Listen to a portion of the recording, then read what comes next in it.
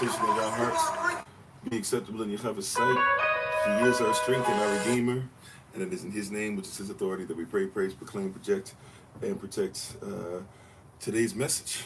Hola, mi nombre es Kofi. ¿Cómo está? Bonjour, je m'appelle Kofi. Ça va? Ni hao, namaste. Hosayana Ketuya, Ohio. I see you. Manut, Wagwan, Kamsa, Kamsamida, Habarigani, Chow, Akwaba, Madase, Etese, Jambo, Bimini Kofi, Nina Franco, Katana Wewe, Boker Toe, Boker Time, Grand Rising, top of the rising. Hope you're having a great Sunday, great beginning of the week for you all. Hello,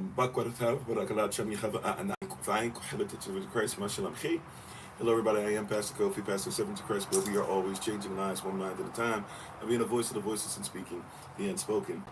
Thank you, everybody, for being on. Hold on one second as I make sure everybody's signal is all right. Give me a second.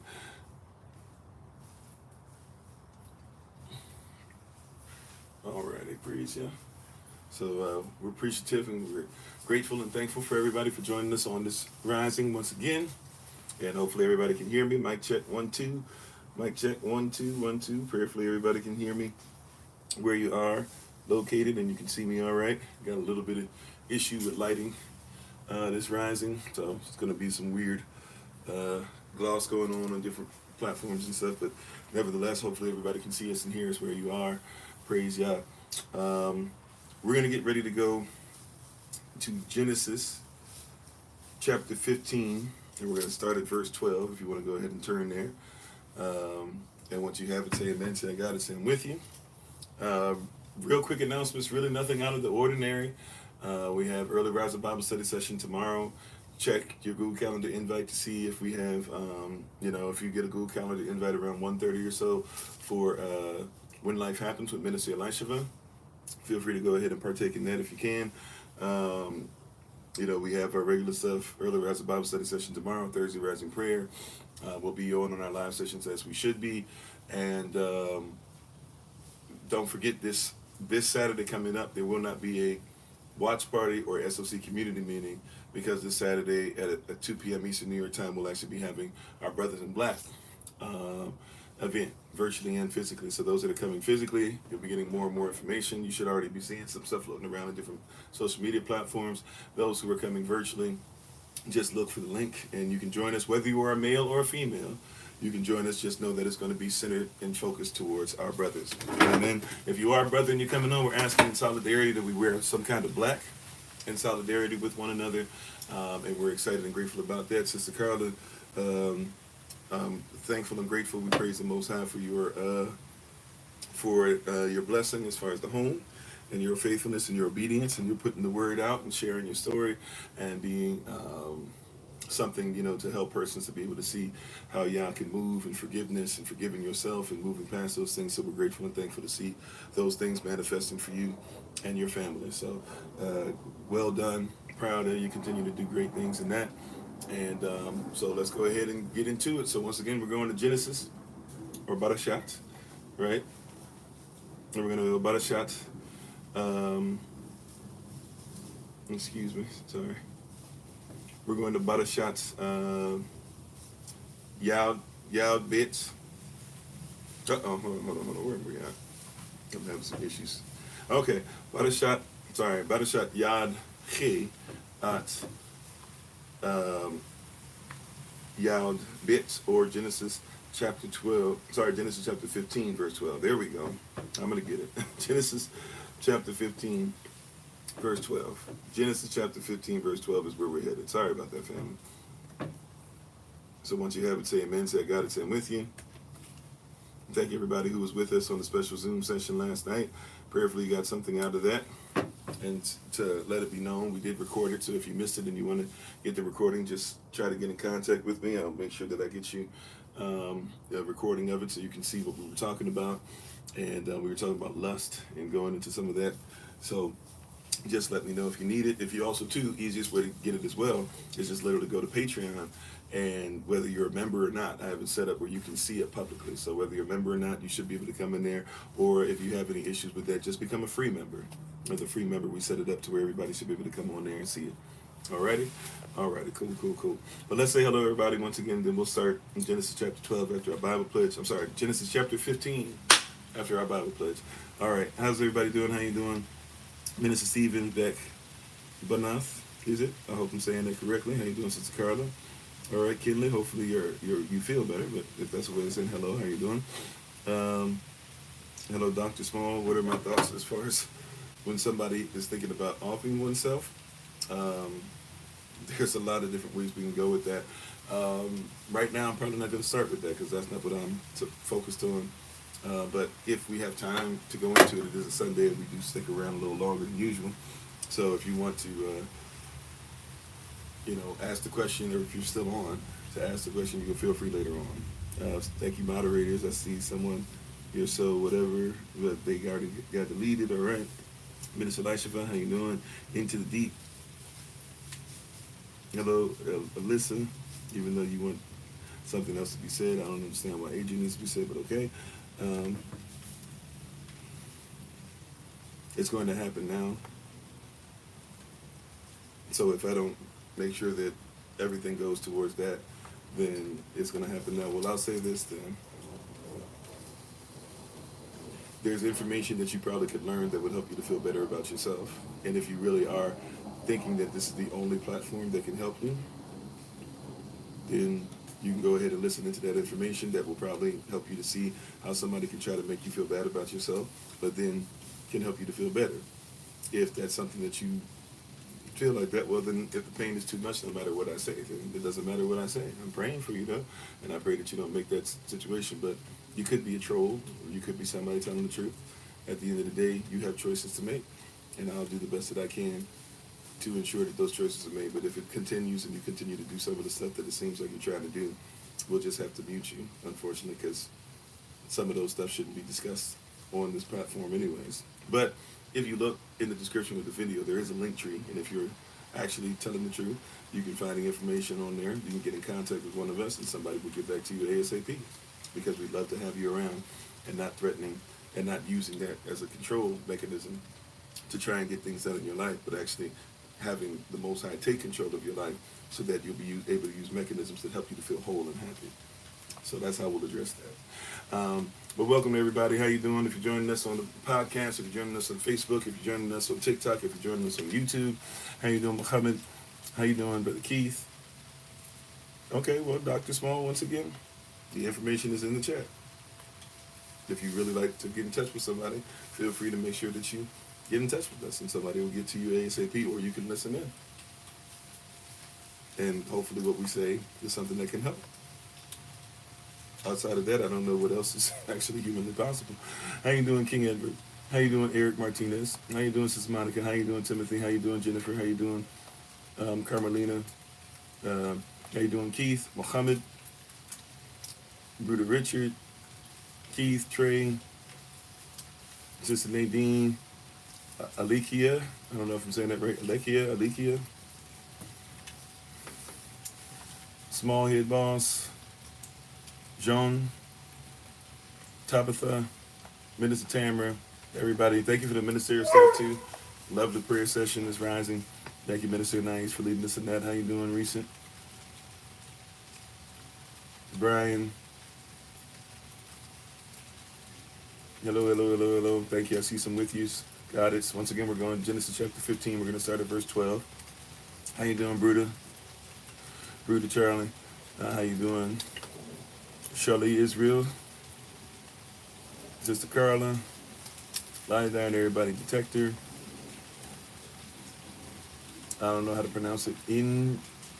Inchoat, Slate. I'm not even sure if I'm close with that. How you doing? How you doing, Tom Nolf? Sister Deborah. You guys can hear it's raining, so we're under a canopy right now, so that's part of the reason we're having lighting issues, so forgive me. But we're going to do the best that we can. Prayerfully the rain. Some of you like the sound of the rain, so prayerfully that'll be nice for you. How you doing, Zahara, Shoe Queen, everybody. Add Money, Geek. I'm not going to say the whole name, but how you doing, Geek? Michelle, Sister Michelle, Mavis, Sister Mavis, everybody. If I miss your name on any platform, charge it to my head, not to my heart. We're appreciative of you all for being on. And thank you so much. Right? We appreciate you.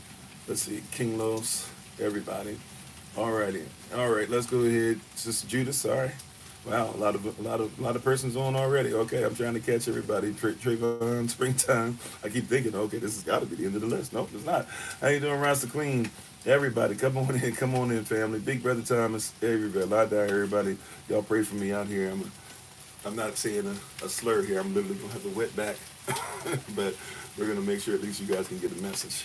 So y'all pray for me out here if I'm doing some really weird or strange movements here. It's because I'm getting rained on the back half of my body. So, but we're gonna make sure we do these things as well. Oh, hey, if that's the best that you got, hello. Is that your way and said hello? How you doing? How you doing, Brother Jermaine? How you doing, Maddie? Everybody, we appreciate, love you. Thank you for being on so much. How you doing, girl? AKA woman. Feel like long time no talk to, but I could be wrong about that. All right. Official, I don't know how to say it. Official X McCaskill. If that's correct. Ellie Bruni. Everybody. Okay. Nick the Quick. If I miss your name, just age M or just a Jim. All right. And Cheddar, everybody. So if I miss your name on any platforms, thank you for being on. Thank you for being on the podcast. Thank you for being on Facebook. Thank you for being on YouTube. Thank you for being on TikTok. All righty. Praise God. Okay. I'm getting waxed out here. I don't have a jacket, but it's all right. Okay. So hopefully, as long as the devices are clear, we'll see. I might have to get up at some point. I think our devices look like they're cool. Looks like I'm getting the brunt of everything. All right, so we're gonna go ahead and start. Y'all just keep us in prayer, and we'll go ahead and get started. Amen. So once again, we're starting in Genesis chapter 15 and verse 12. We'll say our Bible players real quick, and we'll jump right into everything. Amen. So you can just repeat after me. This is my Bible. This is my sword. In this will I trust. For Yahushua is Lord. No sword of God shall ever be heard. For this is my Bible. And this is God's word. Hashem Yehovah, Aman, which is in Yehovah's name. Amen. I might have to change the way we're seated. I'm sorry. Well, let's say the Bible verse first. Let's read the verses first, and then we'll get into it. Of course, everything that came. All right. Let's see the verses first, and then we'll get into it. All right. It says this in verse 12. And when the sun was going down, a deep sleep fell upon Abraham or Abram, and and it was the opposite. No, it's not. You're like, pay attention, but also it's like the opposite of what he would have wanted. And horror of great darkness fell upon him. And he said unto Abraham or Abram, know of a surety that thy seed shall be a stranger in a land that is not theirs. All right? That your seed, that your children, right, the persons who come out of you, will be a stranger in a land that's not theirs, and shall serve the foreigners, shall serve the strangers. And they shall afflict them 400 years. Right? All right. Okay. And also that nation whom they shall serve will I judge, and afterward shall they come out with great substance. So you will go to those, your children will be in servitude 400 years, the foreigners, the strange place.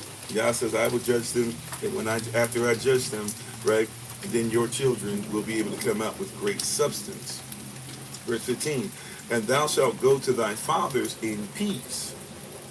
Thou shalt be buried in a tabah, or a righteous, or a nice age, right? You shall live a long time. But in the fourth generation, they shall come hither again, for the iniquity of the Of the Amorites. Pay attention to that name. For the iniquity of the Amorites, or the Amorites, right? For their iniquity, what is iniquity? The opposite of law, right? They are sinful, they are disobedient to the law. So in the fourth generation, they shall come hither again, for the iniquity of the Amorites is not yet full. We've just read Genesis chapter 15, verses 12 through 16. May Yah bless those who read here, and especially who will do what His holy word says. You may be seated or go back to what you were doing in the presence of the Most High Yah. Amen. As I'm getting torn up by this ring, praise Yah. Just on the behind me, it's kind of annoying. The behind is getting My back is getting tore up. But anyway, whatever. I guess no diddy, right? Anyway, so how you doing, Sister Krista? How's everybody doing? So, how you doing, Darius? How you doing, Movement Venus? Alrighty. If I miss you, please forgive me once again. So, as you can see, I'm at a little disadvantage today when it comes to trying to hit everybody's questions and see everything and move and stuff. But prayerfully, you guys can hear me and everything fine. How you doing, Sister Jennifer? You said, "Let not those who judge cast the first stone." House. Okay, I'm not sure what one has to do with the other. John 3:16, for Elohim so loved the world. You know the word world there means cosmos, right? So he so loved his system that he gave his only begotten son, that whosoever believes in the system shall not perish but have everlasting life. That's proper translation, first of all. Secondly, we're talking about let those who judge, let not those, it's actually let those who are without sin cast the first stone. And then Yahashua stood there afterwards, symbolizing he could cast the first stone if he wanted to. But then his response to the woman, instead of casting a stone, his response was to go away and sin no more. So if that's your mindset of coming in here to be anti-law or whatever, you got to come, we got to come correct. And if the Bible says if we would judge ourselves, we would not be judged. Literally meaning that if we would use the word judges on its own. And therefore, Yahweh won't have to, or the Most High wouldn't have to judge you if you would just go, or judge you at least unfavorably, if you would allow the word to judge you. So we got to be careful with stuff like that. We got to actually quote the scripture right and realize what it actually said in its original content, right? How you doing, Bo Classic? How you doing, TC? Come on in, everybody. How you doing, SJ? Alrighty. I'm sorry I missed something crazy out from revealing the wolves and protection from the adversary. I'm on. Amen. How you doing, Brother Dwayne? So, once again, Shalom to everybody. If you're joining us on the podcast, Facebook, TikTok, YouTube, join us on the platform at a later time, whatever the case might be. We're thankful and grateful to you. Trying to figure this rain situation out. Prayerfully, everybody should be able. We shouldn't have to move, hopefully. And I think everything will be all right. How you doing, Sister Greta? Okay. All righty. So, here we go. Today's topic, and you may be seated to go back to what you're doing in the presence of Yah. Sorry about that. Today's topic that we're going to be dealing with is how you make a people forget. It is supposed to be Machiavelli. Right? Today's subject matter or topic, and hello, Sister Nadine, if I didn't say so already. Today's subject matter is how you make a people forget. Now, people means nation. People means nation, right? So a person is singular. Persons is plural. When you start talking about people, you have to talk about a nation, the governments, right? Law, structure. How you doing, Brother Key? Right? And being, I'm not sure if I said that correctly, with the Jamaican flag up there. Boguan, respect. So how do you make a people forget? How is it that you have all these people who forget that they're the same? Who forget that, we're going to do a lot of review from the watch party yesterday. So those that were part of the watch party, as I was telling you guys yesterday, we're going to use a lot of stuff out of that video and stay very faithful to a lot of the books that they even said. So you're going to kind of get a review on what you got yesterday. We're going to dig a little deeper in some of those. I will do my best to give you all the information. So as I'm speaking, and if you want to take note of it, as I'm speaking, if you're writing it or, recording, whatever the case might be, I will try to make sure that several times I will tell you the name of the book and the name of the author, and I will try my best to make sure that you know the date it was written as well, so that you can go back and search these things, and if you want to go through a rabbit hole to get more information, that you can do that at any time. So, but we're going to do a lot of excerpts from different books today on the subject matter. Some that agree with what we say, some that disagree. However, we want to use our story, the story, his story, Yah's story, and we want to show all those things together. Amen. So we're gonna be very specific and very strategic, and we're gonna make sure that you all are getting excerpts, getting quotes, right? Some longer than others, and we're gonna explain some things, right? So we start here in Genesis 15, though, because today we're talking about how you make a people forget, a nation forget. And Abraham, he's not even Abraham, or Abram, he's not even Abraham yet. However, Abraham is in a position to where he has been told he'll be the father of many nations, although by this point he really doesn't have children, right? So if you ain't got no children, how you gonna be the father of many nations? But it's already been promised to him. And so there's a promised seed. Now he has another seed. He even has other boys, right?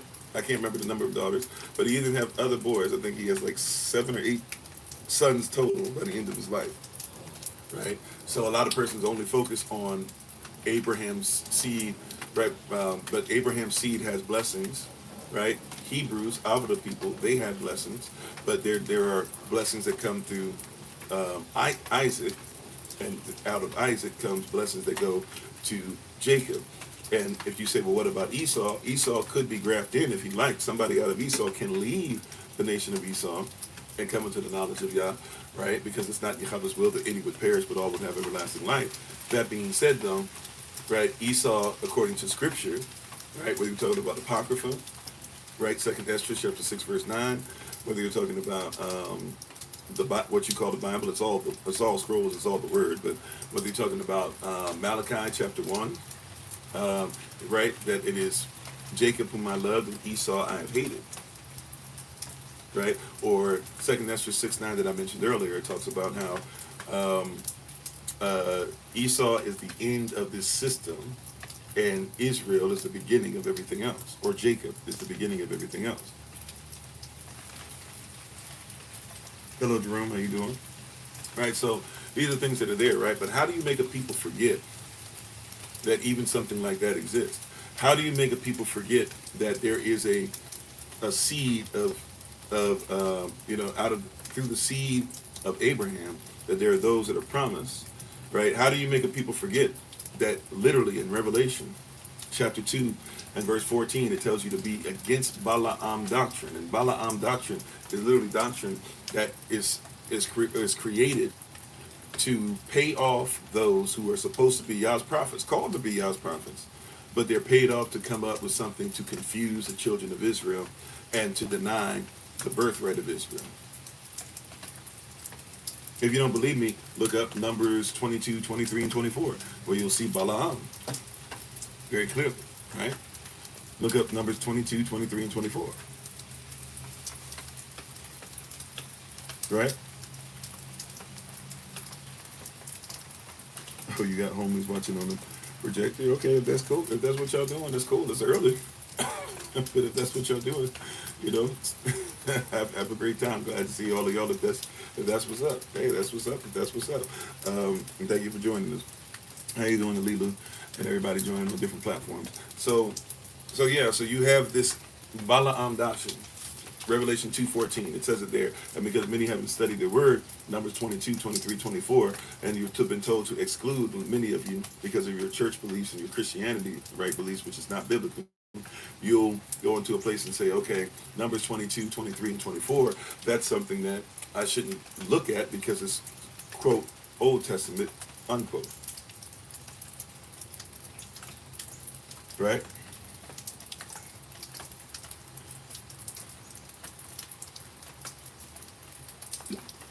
Right? You've been told not to read that, so you'll read Revelation. Revelation is making a reference to the book of Numbers, which, remember, we actually did a research on that. It's not actually known as the book of Numbers. It's actually known as the book of being the scroll that's telling us about when we were in the wilderness and how we were becoming a nation, right? But in the Greek, in the Greco-Roman way of things and thinking, and Latin thinking and Visigothic thinking, that they've kept up this stuff, they've literally got it to where you and I have this belief system to where we think that, it's called numbers because persons were being numbered. So that's why they called it that.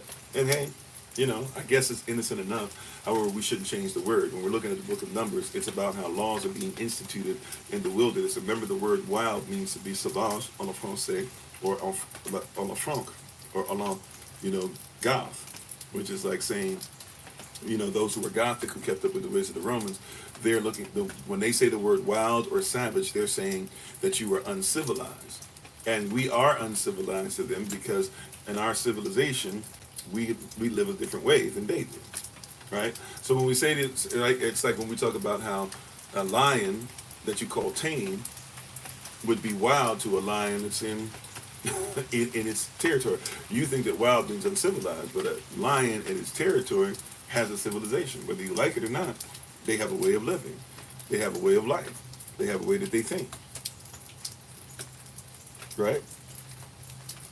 How you know Auntie Mary? Right? So they have a way that they think. And Auntie Mary, I don't know if you're available for me to give you like a quick call. Or I'm just checking in with you real quick sometime today. I would love to. I got some information I just want to make sure that you know about, especially for coming up December 6th to the 9th for the cruise.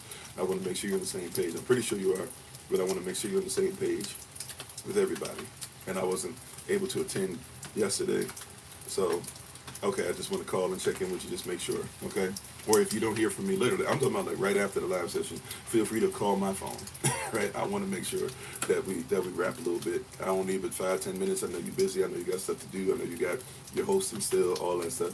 So I promise you I won't take up too much of your time. Just want to make sure that we check in, as I promised you I would be doing more of. How you doing, Noel? How you doing, Desmond? Right? So when you're speaking on these things, you have to realize and recognize real quick. I'm sorry, what are the two witnesses for what? I forgot what I was talking about at that point. Please forgive me. Right? But if you're looking at this point, you have to, and I'm not coming against you. I literally forgot what I was talking about then. But if you're looking at it, persons don't even know. They'll forget who what's going on, who should we be looking for when the Bible is talking about literally to the seven assemblies. You think you are poor, but really you're rich. You will be thrown into prison. There are those that say that they are you and are not, but are the synagogue of the Satan. Right? Beware of Balaam doctrine, where they're literally going to try to come up with doctrine where they pay preachers off to ensure that they're telling you a falsehood. Right? And selling you on that to make sure that anytime Israel becomes something, which is a Willie Lynch thing as well, anytime that you get tangible evidence of who you are, something's put into the mixing pot so that you get more of a gumbo, and you just want the taste of everything rather than actually having something that is without all that fish and shell, some of the fish you shouldn't be eating, the shellfish and all the dietary stuff you probably shouldn't be throwing in the pork and all that, right? You should just go ahead and eat what Yah says, eat and get that and get straight truth. But every time you try to, here comes the enemy, just like the tares putting something in the pot. 3 to 4 years as you were being beaten. Oh, you're talking to somebody else, sorry. So, and how you doing, Bruder, Double OG, Triple OG, and everybody who's coming on all the platforms. So, today, it's important for us. It is vital, it is necessary for us. How you doing, user 379-204-20, etc. It's important for us to see how they could make a nation forget. Right? Like we were talking about with that movie, The Usual Suspects the other day, and poof, he was gone. Right? The greatest trick of the enemy, the greatest trick of the devil is to make you think he doesn't exist. And that's true. That's a great trick. I don't know if that's the greatest trick, because the greatest trick of the enemy is to get you to believe that you don't exist. If we want to really go there, right? The greatest trick of the enemy has been that every time somebody has mentioned you being powerful, you making discoveries, you creating things, you having any kind of creative power, you deserving any kind of payment, you deserving to be able to do what they do, have your own militias or have your own land or have your own nation, you've been taught to be against it. Right? They taught you, it's okay. Hey, if you want your own hair care products, why you need black hair care products? Because we have hair that you don't have. Why does it mean to say black owned? Well, I mean, if you say it's an Italian restaurant, if you say it's a Chinese restaurant, we pretty much know what that is. Why can't it be black owned? Why does it have to be that we have to say, well, this is down home cooking, this is Aunt Jemima's stuff, this is blah blah. But yeah, if it's black owned, then we should have strength in that, because for the longest time we were told that we shouldn't own, and we were told that we shouldn't take care of business, and the word tells us we should, right? And just for us to say that it's owned by us doesn't mean that we think that we should do what you did to us. Right, they suppress the information. It's biblical. Right, it gets to a point to where you can't deny it. Right, those of you who were watching the video yesterday, they went deeper with the E1B1A. They started saying, hey, L2, L3, L4. sometimes L5, sometimes L0, a little bit of L1, but you'll see it. Right? We can read these things. Why is it? It's like, you remember when they used to try to tell you guys, I don't know how many of you can recall this or were worried about this at any time. How you doing? Is it truth be told? You remember there was a time when they used to tell us that, remember cavemen were stupid, they were dumb. Remember,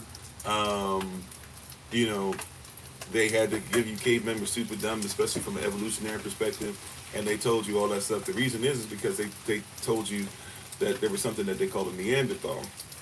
And when they realized there was something that was called a Neanderthal, they told you Neanderthals were dumb because they were trying to tell you that black persons were dumb. How you doing, Sister Angela, and if Brother Mike's listening,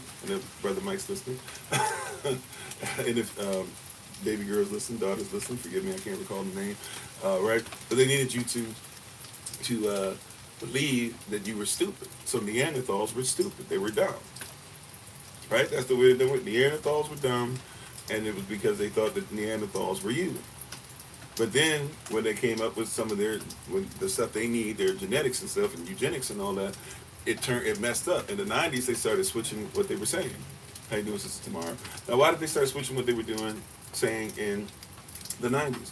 Well, because in the 90s, they started actually being able to trace who had so-called Neanderthal DNA. And when they traced it, they realized that Africans had 0% Neanderthal DNA.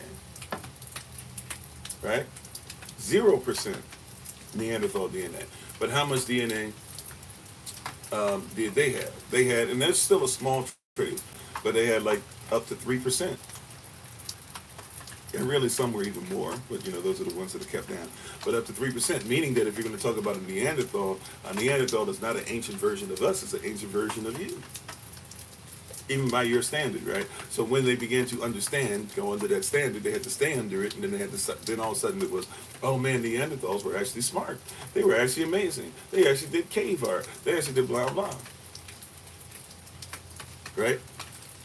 And now some persons forget that Neanderthals used to be considered to be dumb because they were considered to be you. And if you do further research, you'll discover that a Neanderthal isn't somebody who had a sloping forehead, all that. Neanderthals look like what we would call today. I don't like to use this terminology because it's not really real, but I use it because it's what persons know. A Neanderthal just basically was a white man back in the day. That's it. Right? So they were human beings back in the day. And the DNA over time has changed and shifted and stuff, and persons have had sex, and certain persons in certain nations were off and all the stuff like that happens in human history, and then you get to a point to where there's still remnants of it in certain people.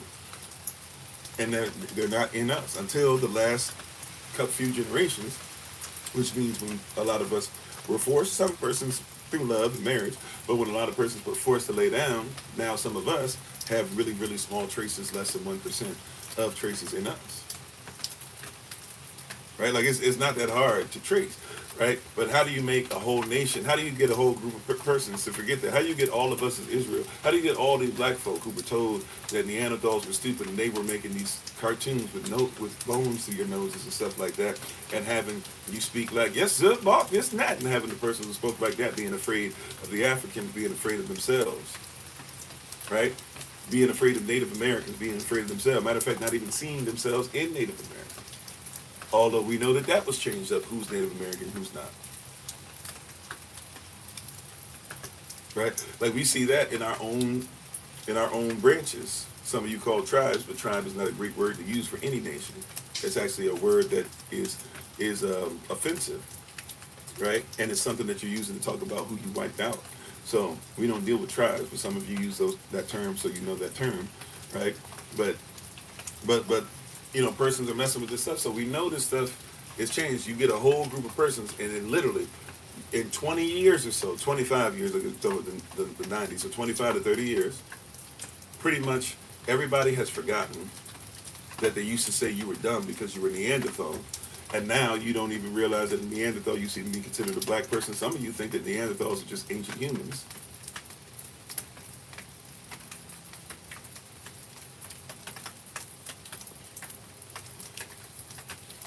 Who am I? My name is in the title of the channel. I'm Kofi. How are you? If that's the way of saying hello, right? So, and how you doing? I'm not sure if I'm saying the DJ Events, I guess is the name. Amarella, DC. I'm not saying that. I don't know if I'm saying that close. Amarella, or Amarella, or even Amarella. I'm not sure what dialect or what speech it is. Like you said, what's the relevance? The relevance is it's already relevant. Number one, if it's not relevant to you, maybe it's because you don't care about truth or how truth can be suppressed, or maybe you're not somebody who truly cares about the nation that I'm talking about. Right? It's relevant to those who actually think that it's relevant. You know, so it doesn't have to be relevant to you. If it's irrelevant, please feel free to scroll, and I hope you have a great day. Right? But for those who are going to stay for a little while, I'm just trying to show you how easy it is to trick a nation. Even if you're somebody, by the way, because this is the relevance of it showing up as well. If you just stick around, watch this. The relevance of somebody who thinks that George Washington was a swell fellow. That's right, kingdom relevant. There you go, right? It's kingdom sense, not common sense. You think that George Washington was a swell fellow, right? George Washington, when he was voted in, got 100% of the vote by those who were allowed to vote, which might have been 6% of the population, although half of them were only ones that voted, and out of some of them, they just abstained because they did not want to go against, right? If that happened in any other country, you would say that that's a tyrant. If that happened in any other country, you would say that's manipulative. If that happened in any other country where nobody voted, you would say everybody seems to be afraid of him. But that happens, and they give you this nice little thing, and you just go, oh, okay, that's because George Washington was so loved. But he was so loved that when he ran the second time, persons didn't vote the same. They came against him. And by the end of it, when you're told, oh, he just gave up because he didn't want to set a bad precedent for presidents, and that's why everybody does 2 years, even though there would be presidents after him, right, that would do more than 2 terms, some 4 terms, right? You would have, but the reason why he did that is because everybody like finally got tired, and some person started to raise up against him, including even militiamen. And they were like, we're going to lose what we have because persons aren't going for the farce the same way. They had to redo everything. But if you're somebody who was raised on George Washington is great, you'll ignore the fact that before he got to ivory dentures, he had 4 sets of dentures with the help of his dentist before that. And they were literally taking the teeth out of his slaves' mouths.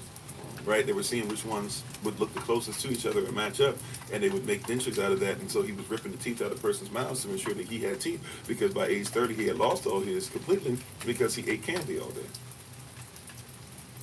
Right, but how do you get a nation? You see what I'm saying? How do you make a people forget? If you can't see the relevance in that, then you're just not trying to, because you're okay with being on his side or being like him, right? But how do you get a whole nation? How do you get a whole nation to forget that, right? Like recent.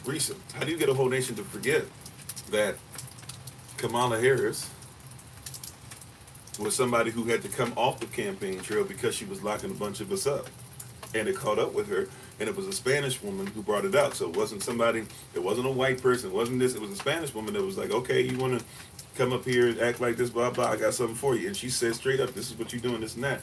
And then now everybody's acting like that didn't happen and getting mad at you and saying, why didn't you vote? Like, right? Like you gave us somebody who told you that Joe Biden was racist, and then was sitting up there when they won the election talking about, we did it, Joe. And then you want to say it's about black versus white. Yeah, some of the rhetoric that's up there is definitely black versus white, but let's be honest about it, right? Like, she wasn't representing us. But how do you make a nation forget?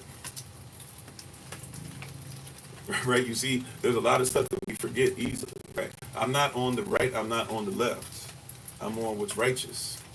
So if I'm on anything that's right, it's righteous. It's a right, lawful standing. And there's a lot of persons that are on the right that want to be right but don't want to be righteous. There's a lot of persons who are left over and they don't want to be righteous either. So I've separated myself from them. And the more I've separated myself from them, the more I've remembered. Now, recall, this word remember is different than what many of you think, because you're only thinking about memory. But it doesn't say rememory. It says remember. Right? What is a member?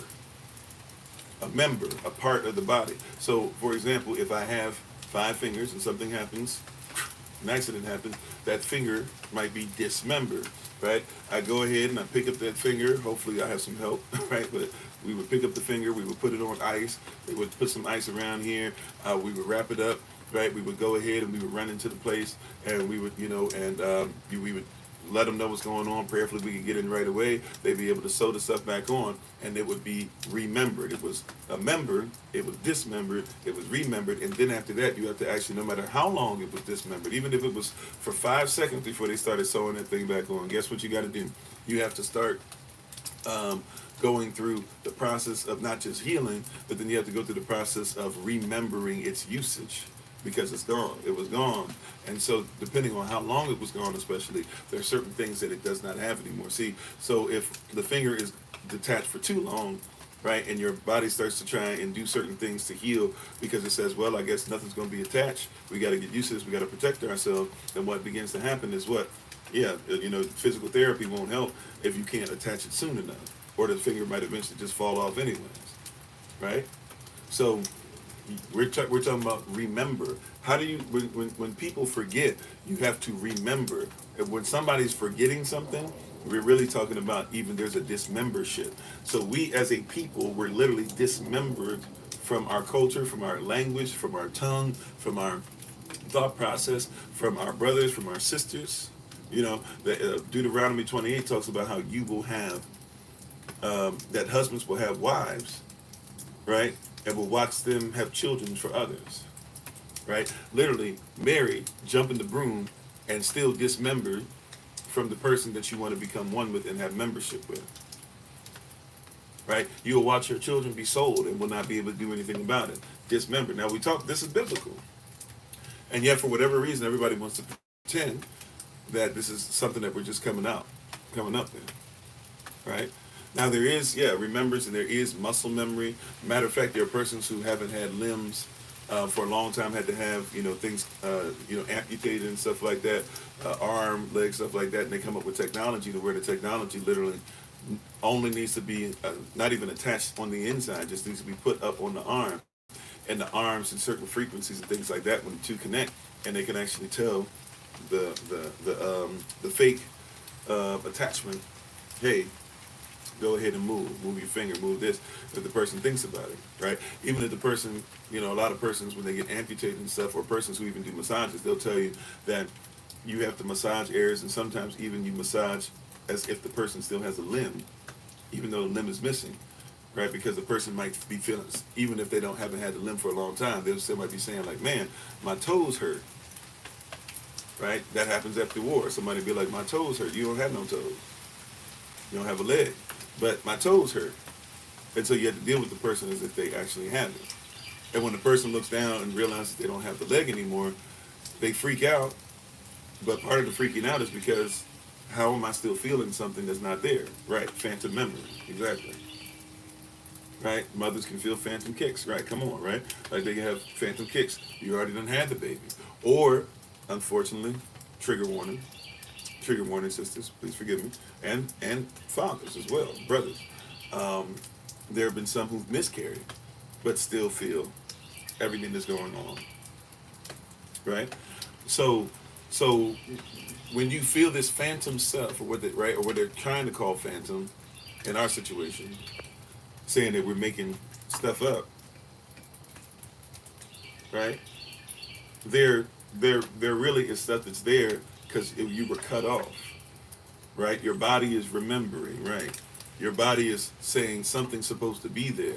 And Yah, just like Ezekiel 37, says that not only dry bones can live, but I can put the whole body back together.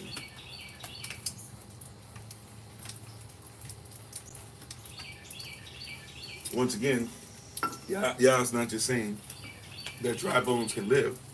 He's saying I can put the whole body back together. Right? So we want to prove to you today how your people forgot. And in doing so, our goal is to help with your remembrance.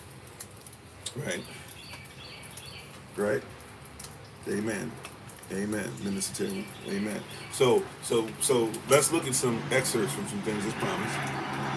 So we read Genesis 15, 12 through 16. We'll probably be in and out of that. We'll probably be in and out of Deuteronomy 28, some other places. But we wanted to show that the Most High told Abraham that that your seed will go through 400 years. And then after they went through that 400 years, Deuteronomy 28 then talks about that there would be another struggle we would go through on ships and things of that nature. And we know we went through 400 years recently, right? Continued disobedience has got us continued prizes, and we'll get into that. But let's do some research real quick.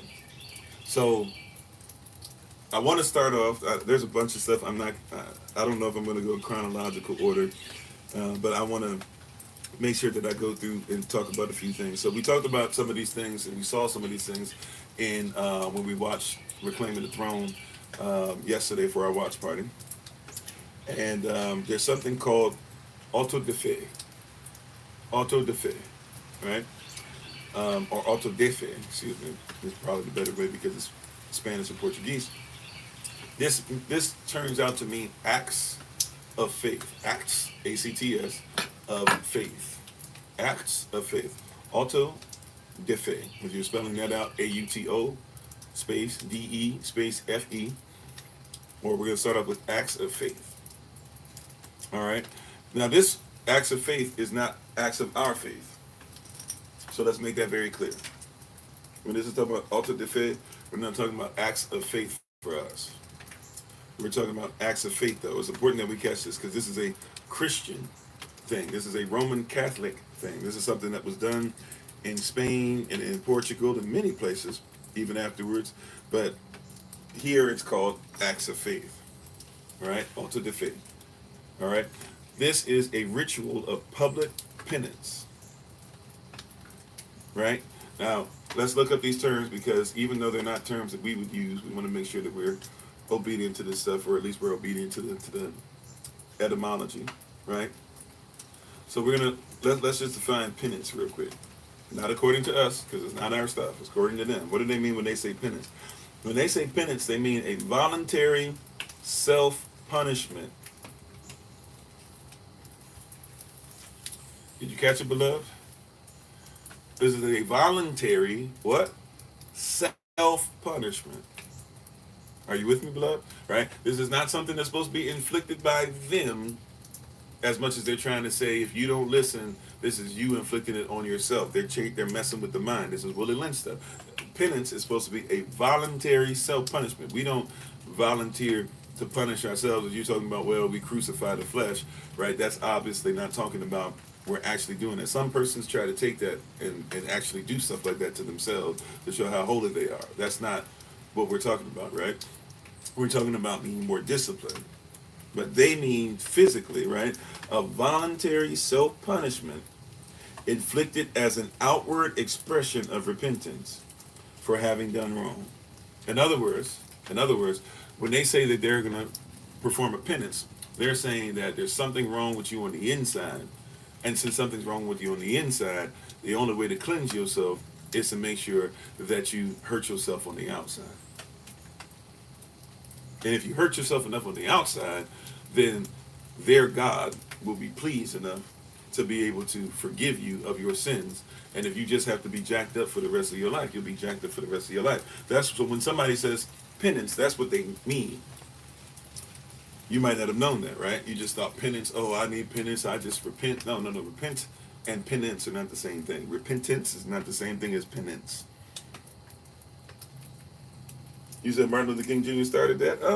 I guess we could say that Martin Luther King Jr. started did some stuff as far as following Gandhi's lead, which means that Gandhi would have started it and Gandhi would have got it from others and stuff like that. So there are many, but we can say even clearly. So I'm with you, I guess, as far as you saying maybe black persons weren't doing that before MLK, even though a lot of black persons did march and do stuff, just maybe not led on the level that MLK made it. So, we could talk about it in that way, right? And even with those who marched with King, remember, they were the fighting deacons. The fighting deacons, they didn't just lay down, they shot folk. But we can say that. I can see where somebody would say, like, hey, I'm anti, I don't like what King did, so, we can go there, right? Are you talking about Martin Luther? I'm sorry. I thought you said Martin Luther King. My bad. But even before Martin Luther, right? Martin Luther is dealing with stuff. He definitely was somebody who believed in that stuff. But as far as back, because what the Roman Catholic Church, you talking about going back to? I mean, if you talking about Roman Catholic Church, even before it was called that, right? You're going back to Justinian and them and allowing that to happen in the Pope or the Bishop of Rome back then. You were dealing with, right? I mean, Constantine, that's kind of a throwaway, that's low hanging fruit, and we just got to contribute everything. But I mean, and really, it's a Roman thing even more than that. Now, if you're going to talk about it coming into a biblical perspective, it's when Christianity shows up, because Christianity is the mixing of iron and clay. So, in Rome, like for example, what's the word decimation mean? Right? He would whip himself, yeah, but that comes from other things. Like, so he was using stuff that was mixed already with other stuff. So yeah, there were a lot of Romans who did stuff like that. But what's decimation? Anybody know what decimation is? Right. Well, if you're doing 750, Justinian is the 500s. So like I'm saying, you can, but look at even like a term like decimation, right? If you don't know what decimation is, for some of you might not know, decimation is if everybody, and sometimes it wasn't even anybody did anything wrong per se, but decimation was a way that they would put everybody in control. So usually it's supposed to be if there's a mutiny of some kind, and you go against your leadership, then the general or in Roman armies and Greek armies, I believe as well, but in Roman armies specifically, I know for sure, they would perform a decimation. That right, and they did that before Christ even. So we know that that's not even close to 500, 750, et cetera, right? But if you're looking at the decimation, they basically would say, okay, it was a tithe almost. It was a tribute, but they demanded an offering basically of blood. And what you would do is every 10th soldier, usually randomly, sometimes you might have close enough to where 10% of the population was trying to revolt against their commanding officer, and so maybe you could do it with them specific, but usually it was supposed to be even at random as punishment, and they would say not every 10th person is going to die, and what they would do to make it even worse, so that persons would be like, okay, we're not going to do this. They would make the soldiers do it to each other. Right, you have to, because you only have a few generals, stuff like that. So the general's not going around, and out of one legion, 5,000 persons, he's not going around and literally going like, okay, I'm gonna go to every 10th person myself. Although there are probably generals who did that once or twice, right, which is crazy work. However, these generals would command that their own legions, their own soldiers, would do it to each other. So you would have a group of 10.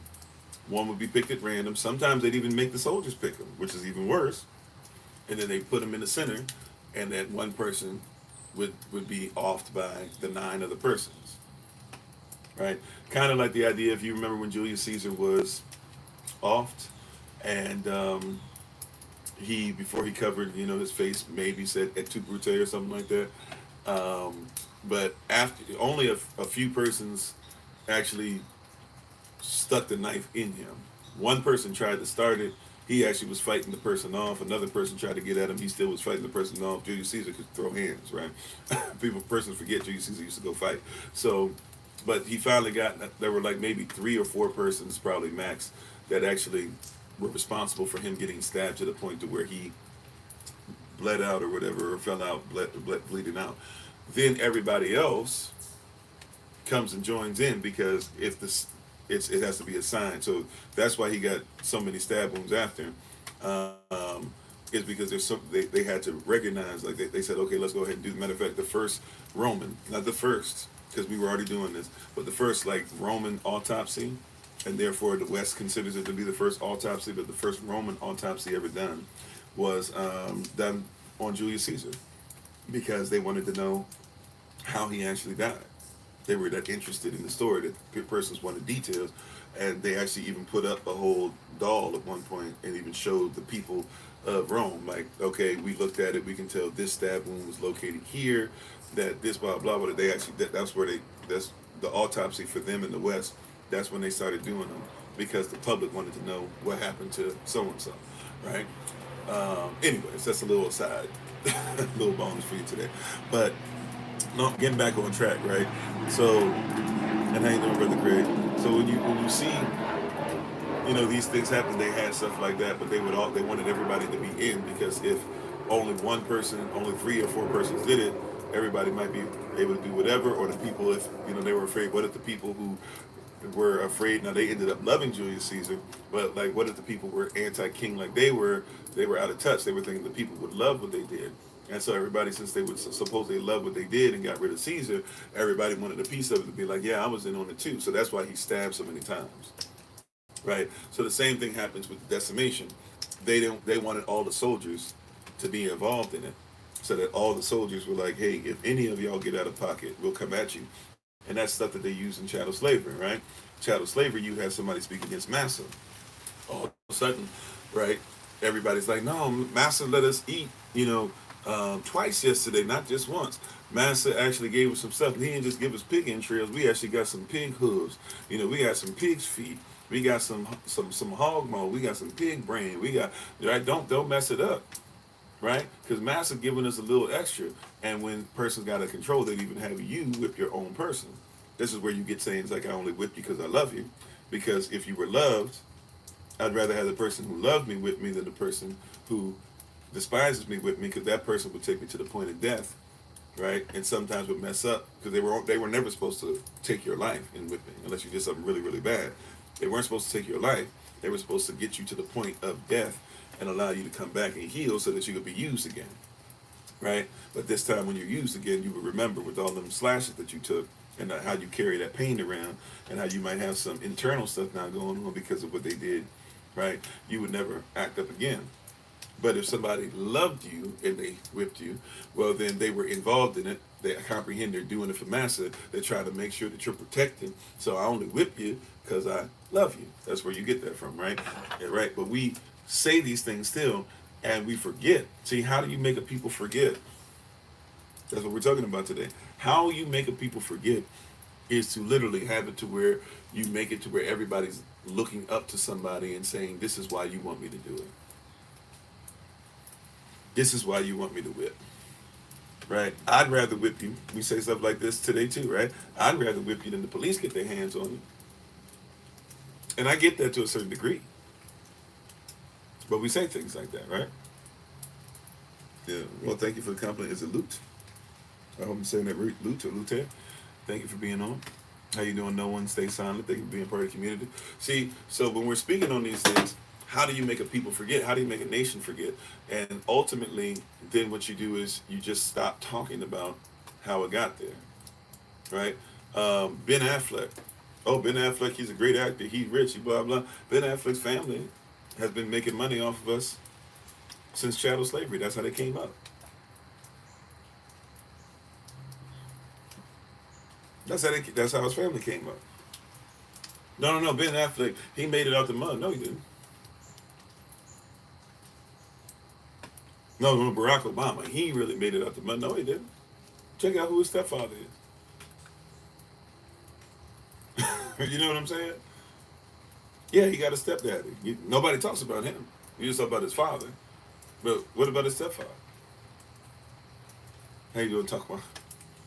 You see what I'm saying? Like, we're not having actual conversations. If you're going to talk about Soros, look at the evil that Soros has done on both sides. If you're going to talk about the persons who would fund David Duke, then you also have to talk about that same person who funds Louis Farrakhan. Malcolm X told y'all the truth about that, especially when he left and they started lying on his name. That's when he started telling the truth. At first, he wasn't saying anything to anybody, right? He was like, hey, y'all do what y'all do, blah, blah. But then when they started, he said, fine, if they want to make my name mud, I'm going to just come out and tell some truths. And I'm not going to tell truths about all the areas, but the stuff that they're trying to say about me, I'm going to tell the truth about those things. And if stuff comes out, hey, but I'm going to tell you the truth. And he told y'all, hey, he was at meetings where the KKK was meeting up. The leader of the KKK was meeting up with Elijah Muhammad. And they were both having hurt somebody who was breaking bread and giving them both what they needed to keep going. How you doing, Brother Keon? How you doing, K1 and on? Bakwarta, right? Raya Shalom to all. Raya Shalom Tada. So, if you're going to be honest about that, if you're see, this is why we got to make sure we recognize the system, the beast, right? And not just do all skin folk is kinfolk. And I'm not here to tell you that Farrakhan has never said anything that is usable. What I'm here to tell you, though, is that Farrakhan makes money from the same place that the KKK does. And if you're anti-KKK, therefore, then I know it hurts. That's our dog. We thought. He also pretty much admitted in a speech to offing Malcolm and telling y'all, even if Malcolm was off like a traitor, he was our traitor to deal with. He told you. He told you. Right? Now, we can ignore this stuff and act like, or we can tell the truth. But how do you make a people forget? Stop talking about it. Brush it under the rug. And if somebody brings it up, you say, see, you're the problem. We wouldn't have racism if you didn't talk about it. As if that makes sense. Right? That's like I walk into, I don't want to say right? Because I'm not trying to speak anything negative, but I've been places, and hey, every once in a while it happens in different places. I'm not mad at anybody for it. I've lived in New York, right? New York City, and had, rats that are like, this big. I've been in Baltimore, and so we've seen stuff outside and stuff like that in the house, and you got to be prepared and make sure you seal up your house so you don't get none of them coming inside. I've lived in DC. DC literally had a rat that used to be known as Big Red. That thing was like, if you talk to persons who used to take the subway and they got off at a certain stops, there was a rat known as Big Red. He was like this. He was literally like huge, and he basically walked around, and he would like, if he saw you trying to eat, he would try to take your food. I'm not even joking, right? Like if you didn't come up and give him that food, he might do something to you. Right? He was like a little tiny mascot for a whole area. I forget what area they call it that you got on at, but when you get out there, it's like where it's like a government place. Government officials working there, right? So in the middle of this government place, everybody knew in this area you're gonna run into Big Red problems, right? I'm just telling the truth, right? So I'm not coming at anybody to say anything negative when I say what I'm about to say, right? I'm cool with it. I grew up in it. I grown up where you turn the lights on, and it seems like there's a whole roach a whole roach convocation, and you turn on the light and they don't run. They look at you like, what you doing here? You ain't even supposed to be up. And then when you start taking steps towards them, most of them run, and some of them still just stay where they are, like looking at you like, whatever. To get your little food and go back to bed, Kofi. You know what I'm saying? That's how they look at you. Like, I'm just being honest. So, I'm not saying this to be mad, have everybody be mad at me, all right? But a lot of cats, when you say, hey man, if you talk about racism, you're the reason it still exists. And real talk, that's like somebody walking to somebody's house and I see roaches, and when I say, is that a roach? You say, man, I ain't even have them till you said something. That's like me walking to your house, and I've legit seen this in houses before. I grew up in apartments that had these, no cap, right? Like that whole Tom and Jerry thing, and you see Jerry would have the little hole that he go into. Speedy Gonzalez might have a little hole he goes into that was in the house. I've seen this stuff in houses, and seen rats and mice come out, and you put 5 traps and they never trigger a trap. Take the food, walk out, climb back over the stuff, and always get back in, and you always like, how are they doing that? You see them do it, and they look at you sometimes while doing it, right? I've seen this stuff, but you're not gonna tell me because I walked in your house and I see the hole, and I'll be like, is that a hole for mice or a hole for rats? And you'd be like, oh no, I ain't had no rats, so you said something. Must be you. Walking to somebody's house, is that mildew? No, I had no mildew until you said something, right? This is how they try to play you. What'd you say? You said you too? Laid in the ghetto flat, cold and numb, heard rats. Yeah, oh yeah, I dealt with, it wasn't from us, but at the end of the day, still, hey, it is what it is. I dealt with bed bugs before. Came over from somebody else's plate. Laid there comfortably the first few nights, nothing. All of a sudden woke up, felt like I was in a horror movie, stuff all over me, right? Like I'm not trying to make fun of anybody when I say this stuff. Like it's part of living. It is what it is, right? Right? Right? But I'm just saying, right? Like if I come in your house and I see the like, and what you want me to do, and it's polite, by the way. I don't want to come to somebody's house and see a roach, right? Or even though I see several of them, whatever. I don't come to somebody's house and be like, oh, look at that, and look at that roach, and look at that roach. I'm like, okay, it's a roach, whatever. whatever, right? Like if I see it, it is what it is. I ain't mad. I'm not frustrated. I'm not like if somebody's house is disgusting, that's one thing. But I don't care if your house looks like it's lived in, and I don't care if there's something that's trying to find a way in there. If I see a spider in your house, that's not a sign that you don't clean cobwebs. You know what I'm saying? Like we got this weird thing. But what I'm supposed to do, right? And I get it, is I'm supposed to walk in, I'm supposed to see the roach, I'm supposed to act like it doesn't exist. And I don't mind because I've seen enough of them, and I live with enough of them to where you couldn't kill them all anyway. So hey, sometimes it was like you see a roach, and you're like, yeah, okay, you gonna live today. Like it is, you know what I'm saying? As long as you ain't got no eggs, right? Those of you who live with roaches, you know what I'm talking about. You learn how to identify a female with eggs, and you be like, okay, as long as you ain't got no eggs, I guess you're gonna live today because I'm not chasing you. Right? I'm gonna watch my show. I'm not getting up. I'm not gonna be above the television trying to jump up and hit you, whatever. I happen to see you. You ain't got no eggs. You live to see another day, right? And you just move on, right? But so that's what I'm supposed to do. But that's what persons believe you're supposed to do when you come into this wicked nation or this wicked beast. I'm supposed to see lynching, and I'm supposed to just be like, oh, like okay, it's whatever. Let me just sit here and watch television. I'm supposed to see Willie Lynch stuff still being perpetrated and go, oh, yeah, well, I know that was actually part of the plan, but we're just going to act like it didn't happen.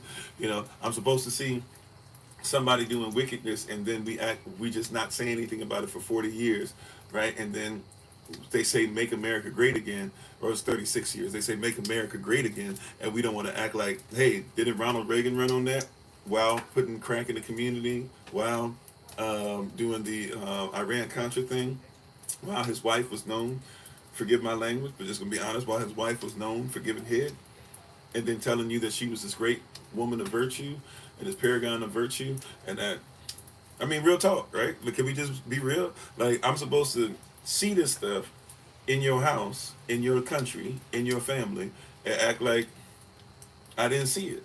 And then when Donald Trump comes with a wife who's more known for, I won't say necessarily for what giving head like Nancy Reagan was known for, but when Donald Trump's wife comes up here and she's known for being in Maxim or being in other magazines where she's just straight up exposed in sexual positions, clearly married for the money, I'm supposed to ignore that you just basically put the same thing in front of us again and acted like we shouldn't be aware in our communities that maybe. See, I'm gonna be honest with you. See, if we knew this, see how quickly we forget. How do you make a nation forget? Make a people forget? You paid us off and you paid our leadership off, and nobody talked about it.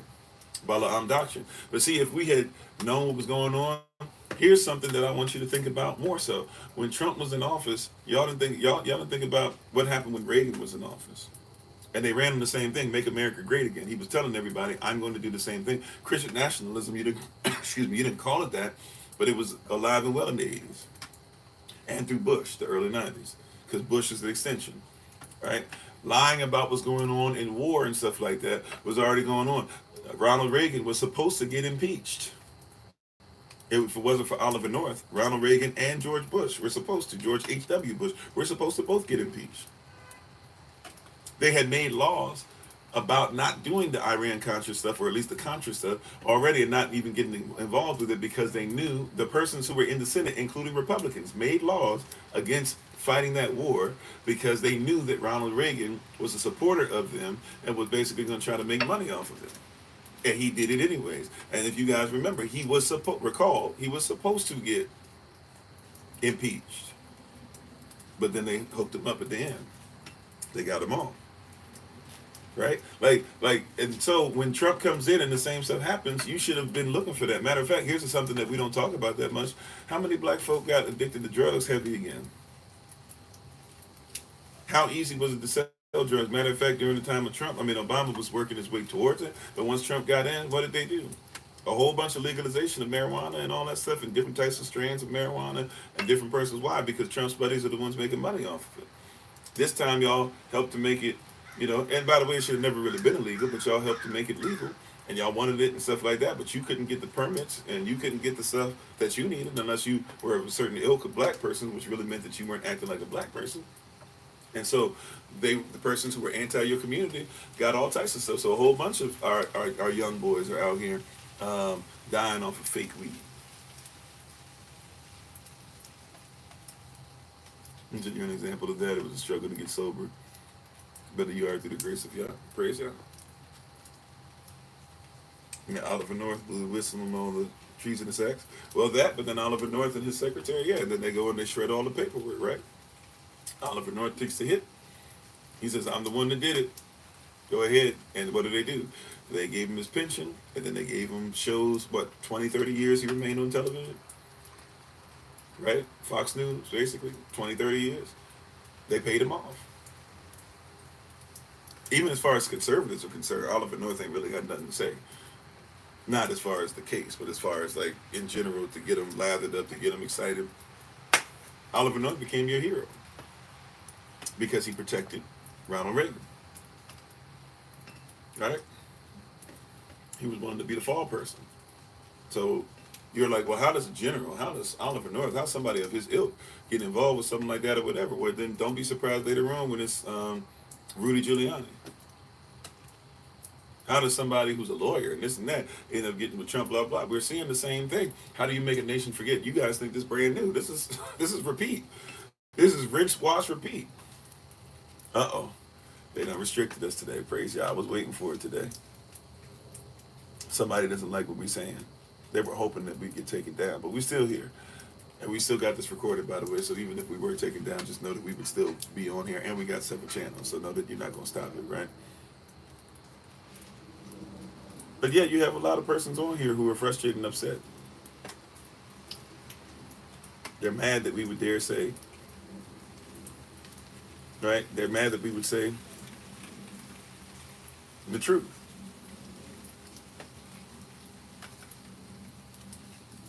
They're upset that we would say the truth.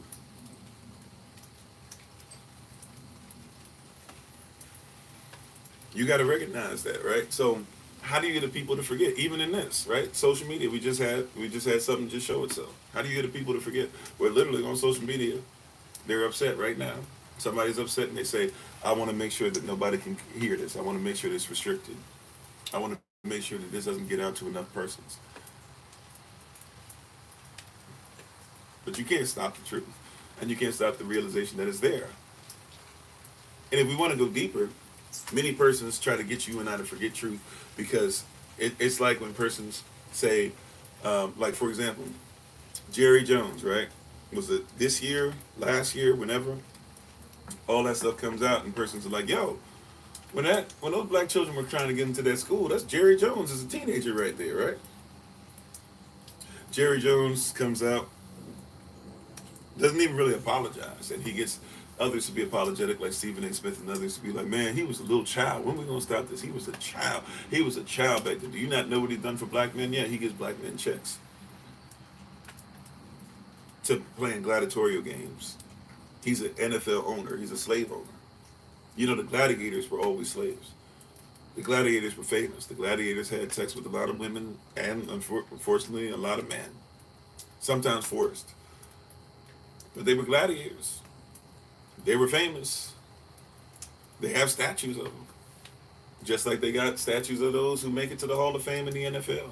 And like those who were sitting up there talking about Dwayne Wade's statue and how terrible it looks, and Kobe's statue, how terrible that they misspelled it. And everybody can't wait to have their statue so that they'll be immortalized. And the reality is all that stuff is just to make sure that somebody pays a little more money to come to your stadium. And we don't see it. How do you make a whole people forget? Because the parts that you need to see about it as far as how it's messing your nation up, we're supposed to just sweep that under the rug. Pay no attention to the man behind the curtain.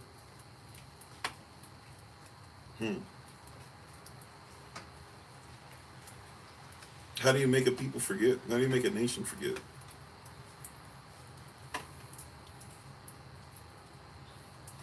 Right? And by the way, even with the Dwayne Wade statue, you know something that stood out to me more than everybody just being like, it makes him look like an old man. It doesn't look like him at all.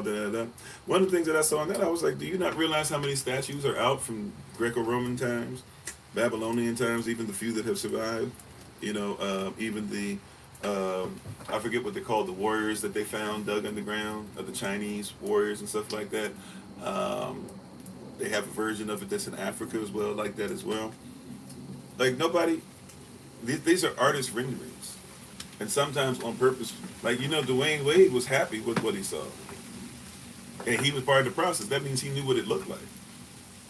So somewhere in his mind, he wants that to be a picture that's displayed of him, even if it looks nothing like him.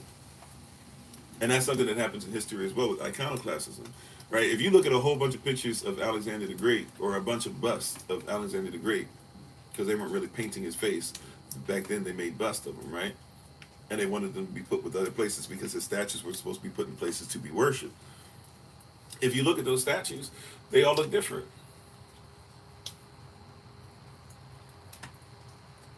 Thank you. I didn't know I think I was going to say it right. I didn't remember what it was called. The Terracotta Warriors. I'm on the Pride of Life. Yep, we talked about that last night. Come on now. Right? So just be honest.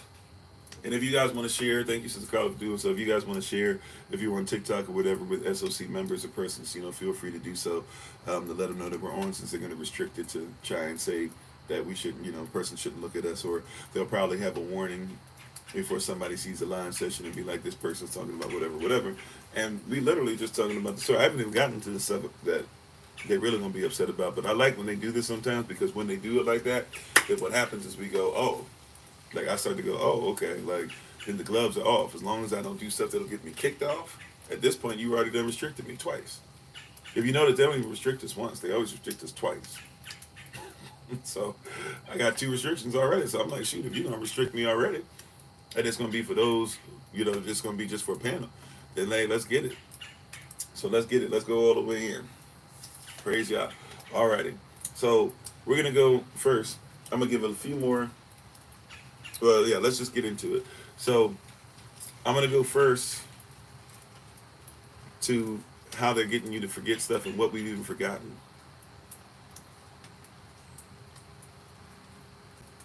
Right?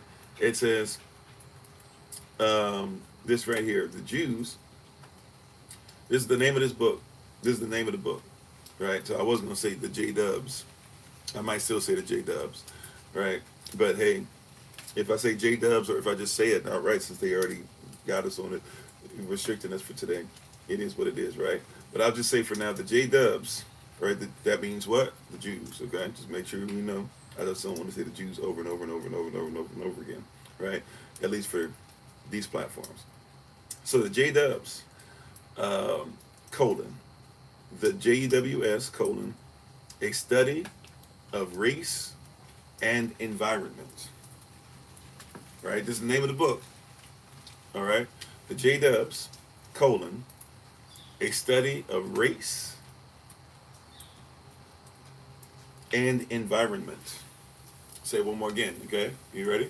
All right, it's called, the name of the book is called The J-Dubs, a study of race and environment, by Maurice Fishberg, Fishberg. This was written in 1872, the 19th century. This is written in 1872, before, when you still can look up videos. In the late 1800s, there wasn't such thing as videos and pictures as well. But you could, right, there are pictures that come from the Civil War, where persons took pictures of people in the Civil War. So, right, there's videos in the late 1800s. So you can look up early videos of when America's going through Reconstruction, and you can look up what Israelites looked like at the same time. All right, so this is the J-Dubs, a study of race and environment. It's written by Maurice Fishberg in 1872. So before England was over. I'm about to say Israel, but we wouldn't have called it Israel back then, even though it is Israelite land. But what would we have called it? Wow. It's Israel versus, what is it right now? Israel versus, I don't know why I'm forgetting the name of these persons. Palestine. Sorry. So it would have been Palestine back then. But Palestinians still had Israelites, right? Okay. So you can look at what the persons in Palestine, Israel, looked like in 1872. But this is what this book says. Once again, the name of the book is The J-Dubs, A Study of Race and Environment, by Maurice Fishberg, written in 1872. It says, in fact, this is just an excerpt, In fact, excuse me, the Spanish and Portuguese J-dubs, the Sephardim, who have been considered, or the Sephardim, who have been considered to be of a much darker complexion than the Eastern European J-dubs. So there's those in Eastern Europe who are starting to say that no, well we're actually this, we're actually this, we're actually this, and there's a distinction made that says, well, the ones that live there, they are dark complexion. The ones that live here, they're not the same. Right? Now, in your history, and how much history did you learn about the Jews, by the way? You learned about World War II, right? You learned about how Jews were hated in Ukraine and how they treated them in Russia and in Prussia, right? You heard about a lot of stuff. But why didn't they tell you about that?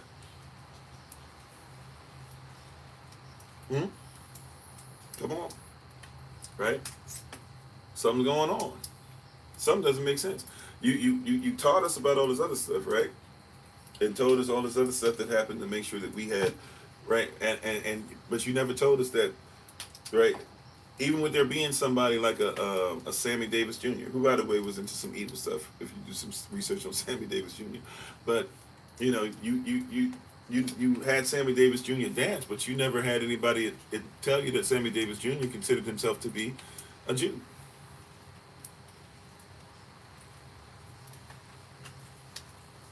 Right? I mean, there's many of them. I mean, we shouldn't have a problem with this. I mean, Lenny Kravitz, even though he don't live the life, Lenny Kravitz is one. Or actually, I don't know if you count Lenny Kravitz. Is his father Ashkenazi and his mother's? I think his mother considers herself to actually be, well, I'll leave that alone. I don't know for sure. But I'm just saying there's been plenty of them, right? What's his name? Isn't he supposed to be, or he's half black, but isn't he supposed, I think he's half black Israel, Slash from, well, technically it's because, you know, the black part of him is Negro anyways. But Slash from Guns N' Roses, right? So this shouldn't be like news to us. It was his father, okay, his father was asking that. But this shouldn't be like news to us that somebody could be there and that persons believe this, right? But anyways, so we have this thing where there's already a distinction where there's persons who say they're Jews over here. And not that there's persons who say they're Jews over here, even though we did. It says that Europeans called them Jews. Okay, just want to put that up there, right? You just don't teach it in school. You don't teach that from the 1870s. When persons say, oh, no, they just making this stuff up now. No, in the 1870s. Matter of fact, even somebody that might disagree with us, that doesn't know for sure if we are, will tell the truth, at least to a certain degree, right? Let's look at, hold on, see if I can find it. I don't know if I might not have typed that one up. Okay, yep, let's go to this one. You ready? This name of this book is called History in Black African Americans. History, right? History in Black African Americans. So this is not our story. This is not us telling the story. This is somebody else saying, this is what we see. All right? All right, you with us? Somebody else is saying this. All right? So it says what? History. So this is something known. History in Black African Americans. Not talking about everybody. It's talking about African Americans, so-called African Americans. How you doing, Joy Boy? How you doing, Sister Judith? So-called African Americans. You, many of you who are listening, this is you. Right? History in Black African Americans, search of an ancient past. History in Black African Americans, search of an ancient past. That's the name of the book. History in Black African Americans, search of an ancient past. Okay, this is by Yaakov Shavit, by an Ashkenazi person. So that is only his story. This is an Ashkenazi saying, this is what I'm about to tell you some truth. I'm about to give you some game. Now, he doesn't 100% agree.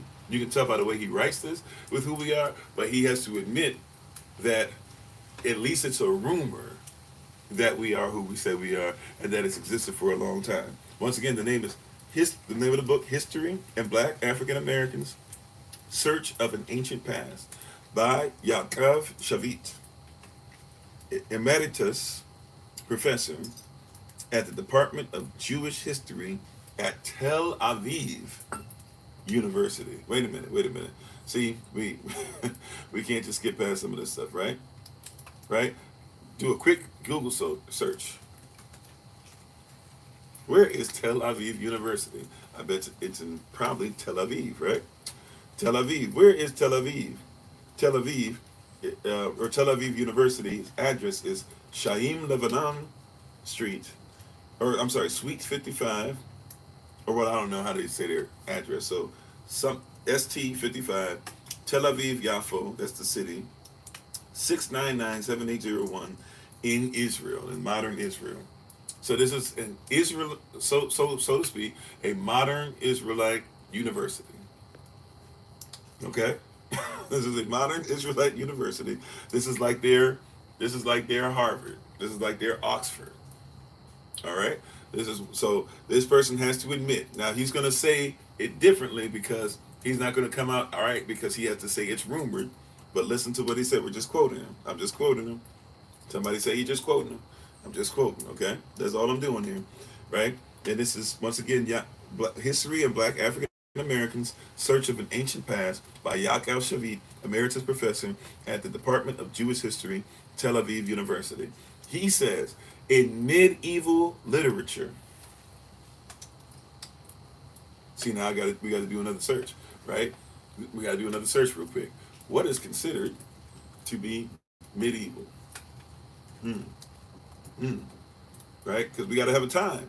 If he's just saying medieval, he doesn't want to go. Right? But what is considered to be medieval?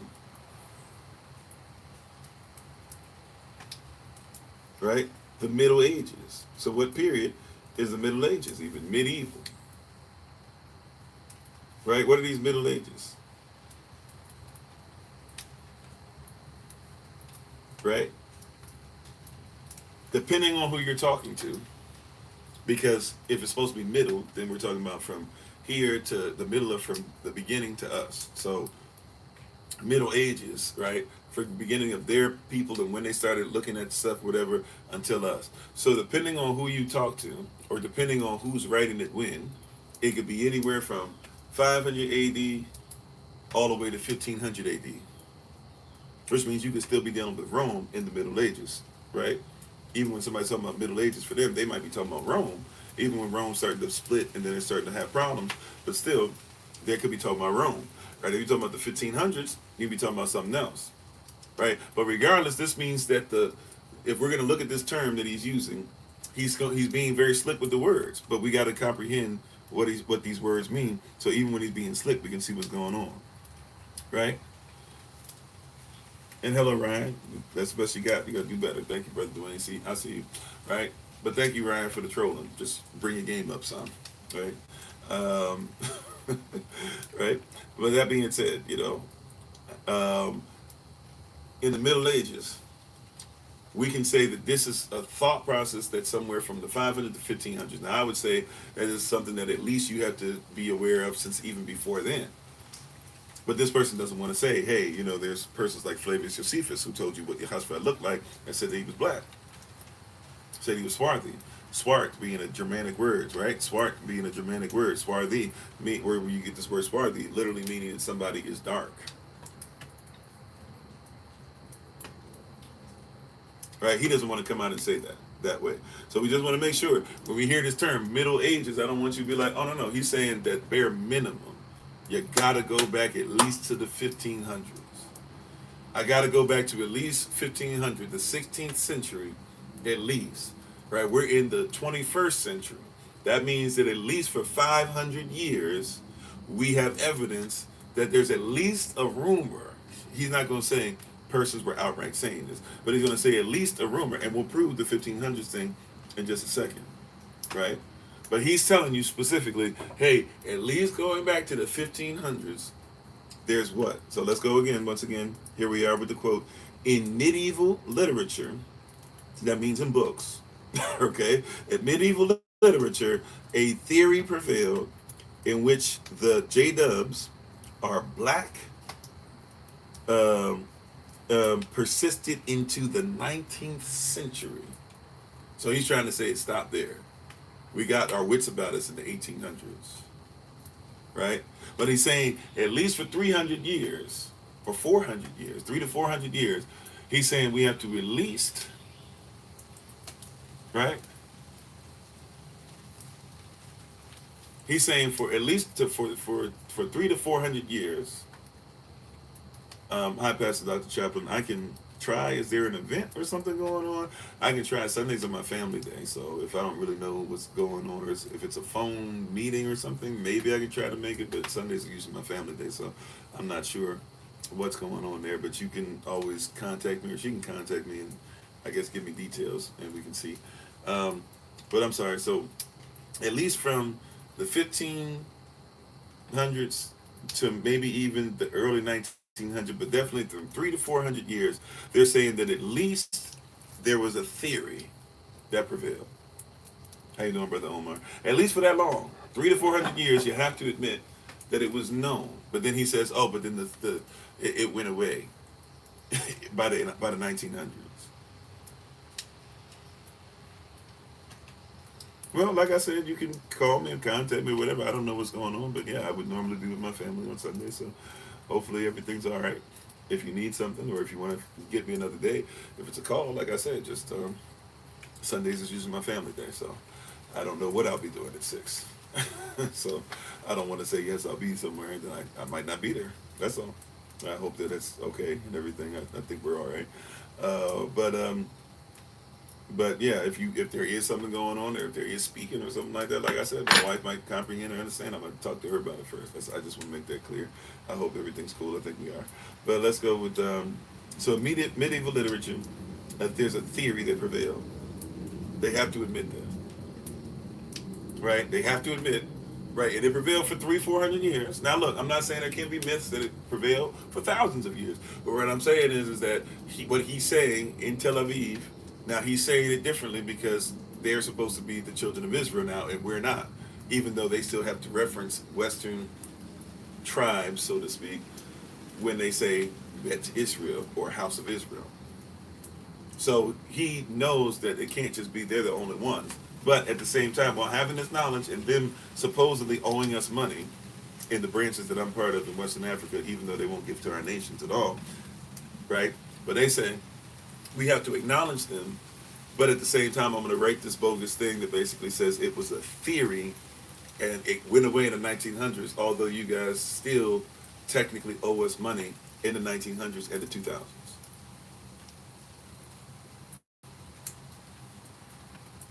Right? You see what I'm saying? So we can see here there's already a theory. Okay, thank you.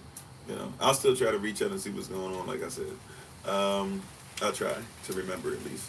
Let's see if I can text Dr. Tamar and see what's going on. But you see what I'm saying? There's this theory. How you doing, DB? Okay, so we just want to make sure.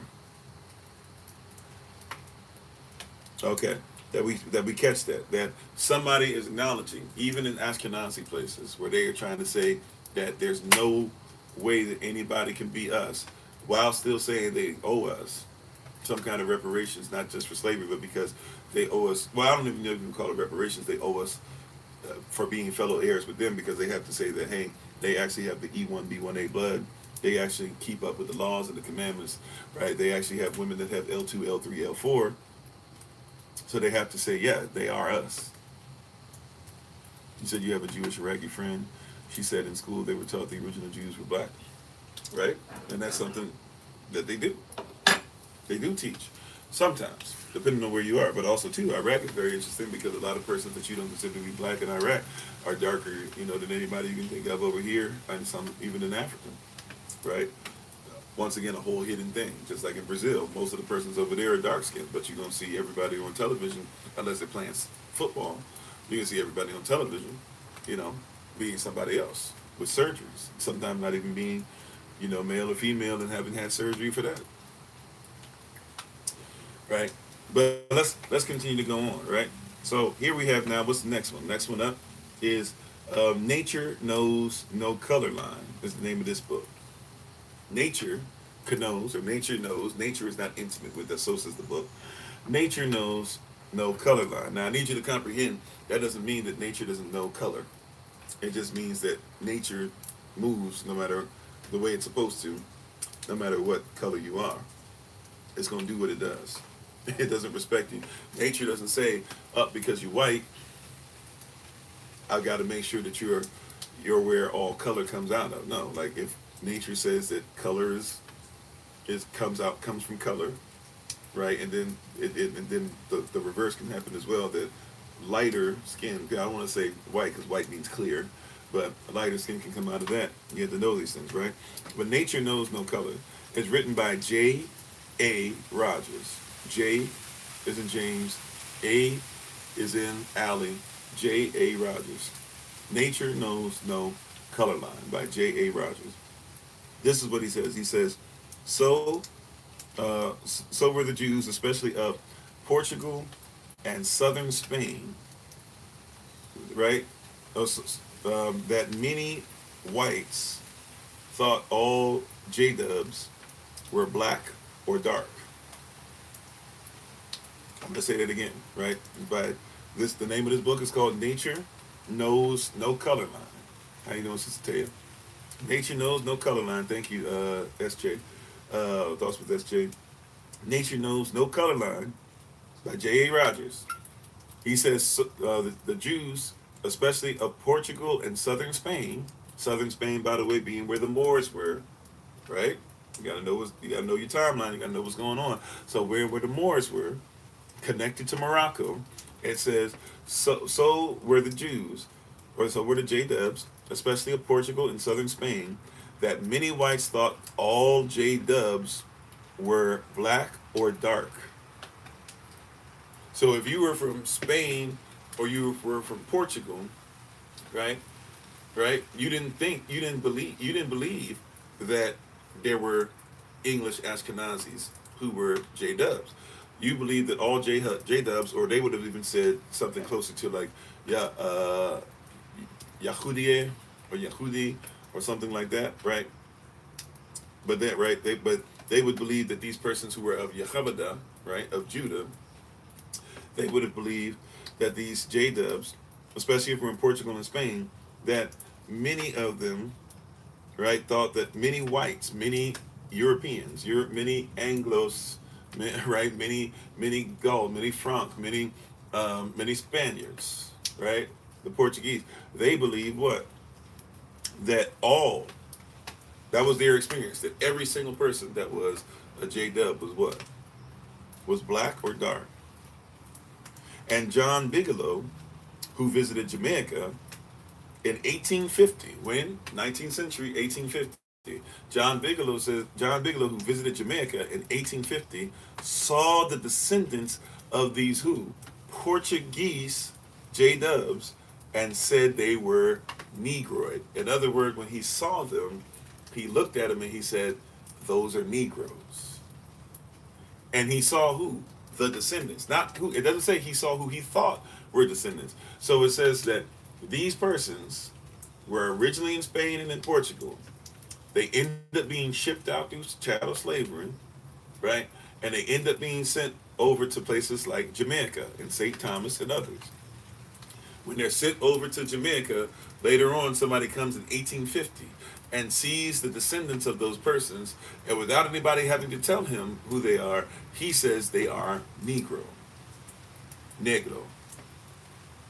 Right? How you doing, Pastor Human? Now, it's important that we catch that. This person is saying, once again, the name of the book is Nature Knows No Color Lines by J.A. Rogers. The excerpt says, so were the J-dubs, especially of Portugal and southern Spain, that many whites thought all J-dubs were black or dark. And John Bigelow, who visited Jamaica in 1850, saw the descendants of these Portuguese, these persons from Portugal or even from southern Spain, right, these J-dubs, and said they were Negroes. That is extremely important. Yeah, we got to that's right. Or we have to realize that our children are going to be taught correctly at school, which is why we got to teach them ourselves, right?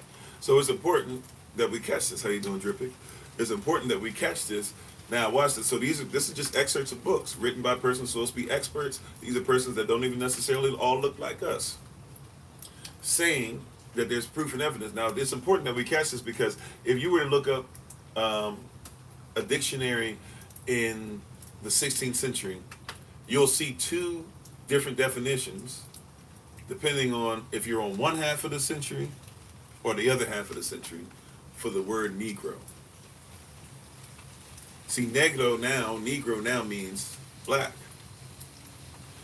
But before 1550, might even be 1555, but I think it's like even 1550, might be like split really down the middle.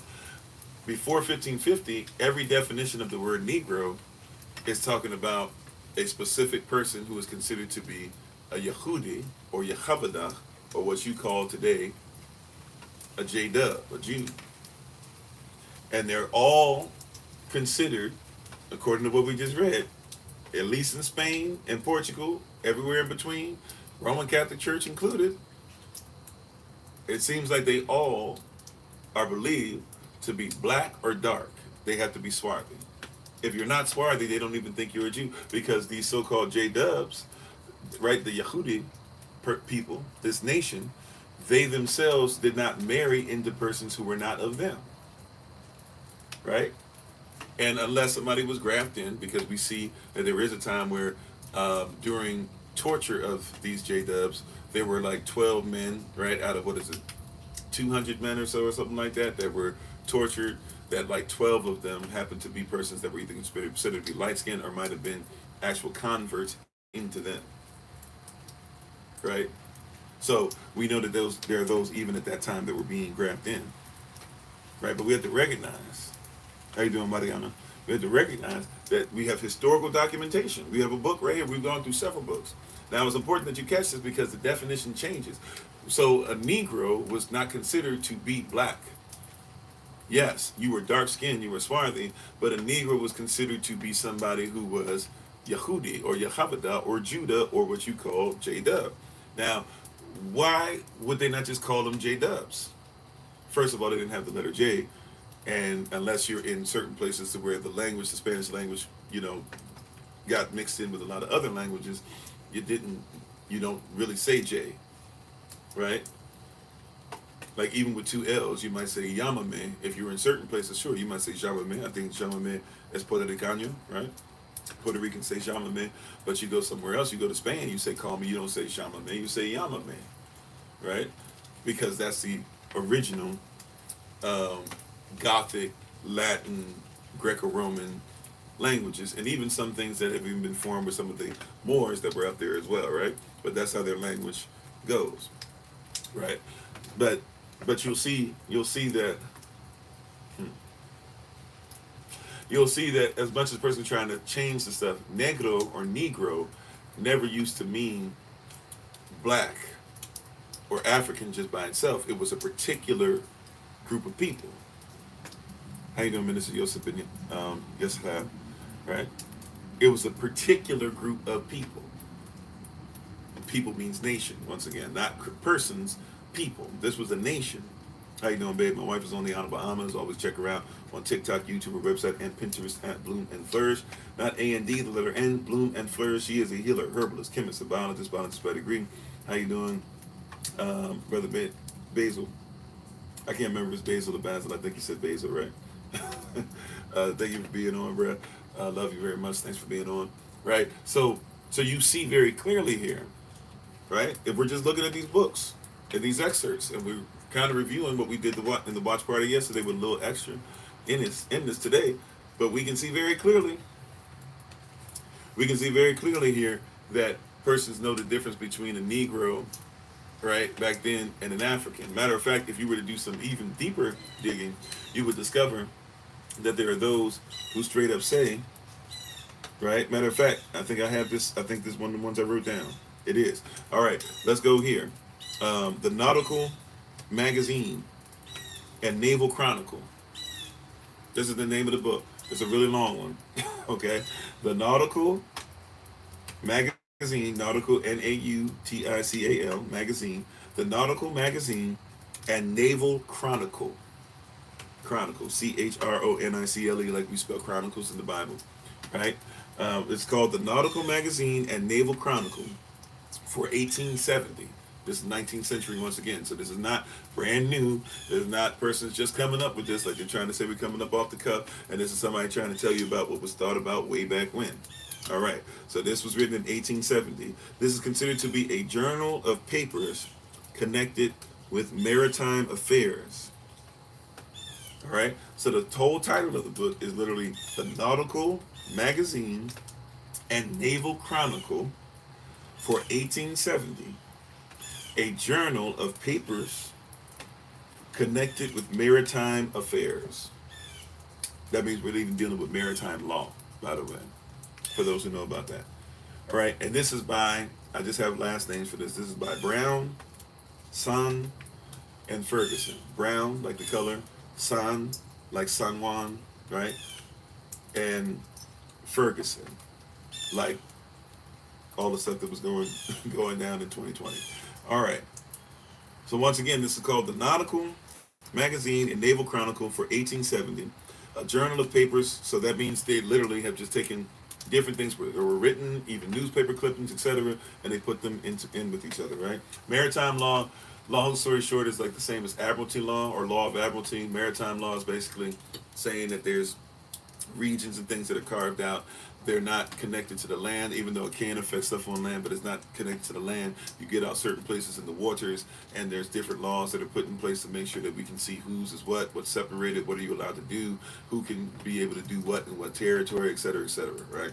So it's an extension of laws, and persons fought wars and battles against as well to make sure some of those maritime boundaries are put in place. That's a roundabout way of talking about maritime law. And if you know about maritime law, you can actually tell where maritime and admiralty law is as well. Because if you go to certain places, for example, if you look at certain hospitals, if you look at them from up top, they actually shape them they actually build them in the shape of ships. If you look at certain courtrooms, if you look at them from high up, you'll see them built in the shape of ships. They use a lot of different language and stuff like that, like even, talking about port and starboard and different things like that. You'll even see, bulkheads, etc. You'll hear language and stuff like, or you'll even see standards or what people call flags. And if you see an American flag with yellow fringes around it, those yellow fringes around the American flag are talking about you're actually dealing in maritime law or law of admiralty, more so than dealing with stuff. So you'll see them in certain places. So when you see that flag, that's not just for decoration. That's allowing you to see, oh, we're in like a maritime law thing going on here, right? So it can be a lot of different things. That's a very surface level way of looking at it. I'm not that great with maritime law. I know what it is, but I don't know all the inner workings, and there are persons who have been into maritime law for decades and couldn't tell you what it is. But let me just say this last thing, and then let me get back to this quote, though. So the name of the book is The Nautical Magazine and Naval Chronicle for 1870, a journal of papers connected with maritime affairs by Brown, Son, and Ferguson. This is just a little quick excerpt. Right? It says Gonzalez, right? And if you look up Gonzalez, by the way, this is basically, one of the first slave trade persons going way back before the 1600s, because they tell you that line too. Don't forget that in the 1400s, they were already taking Native American slaves over to England and Spain. And when I say Native Americans, I'm talking about right in the United States of America. So this whole thing that they needed to find the new land when they were already in the new world, they had to find a new world when they were already there. That's a lie. I'm sorry. We'll go over a little bit of that in a little bit too, but let's just keep on going. So Gonzalez, it says here, the quote is, Gonzalez was the first Portuguese who in 1442, wait a minute, in 1492, Christopher Columbus sailed the ocean blue. No. Gonzalez was the first Portuguese who in 1442 returned with Negro slaves purchased instead of Africans. Salah.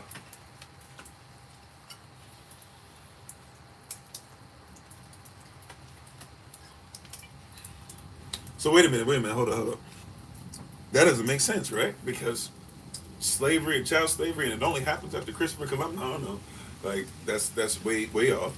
And in 1442, 50 years prior, even before they made the doctrine of discovery. By the way, 1442, the doctrine of discovery is talked about heavily in the Roman Catholic Church, right?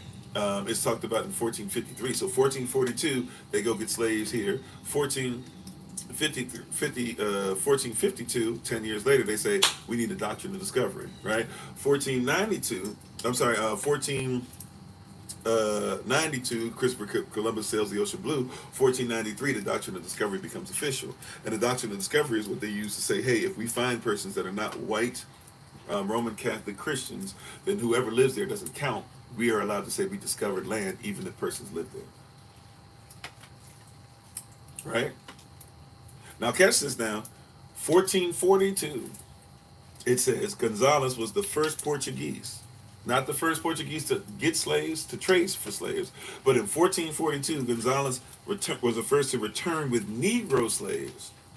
Instead of who? Instead of Africans. Meaning that persons knew that there was a difference between a Negro and other types of Africans. Negroes were in fact African, because even if you talk about Israel, Israel is on the continent of Africa, right? If you go to Israel, they will tell you still to this day that Israel is on the continent of Africa.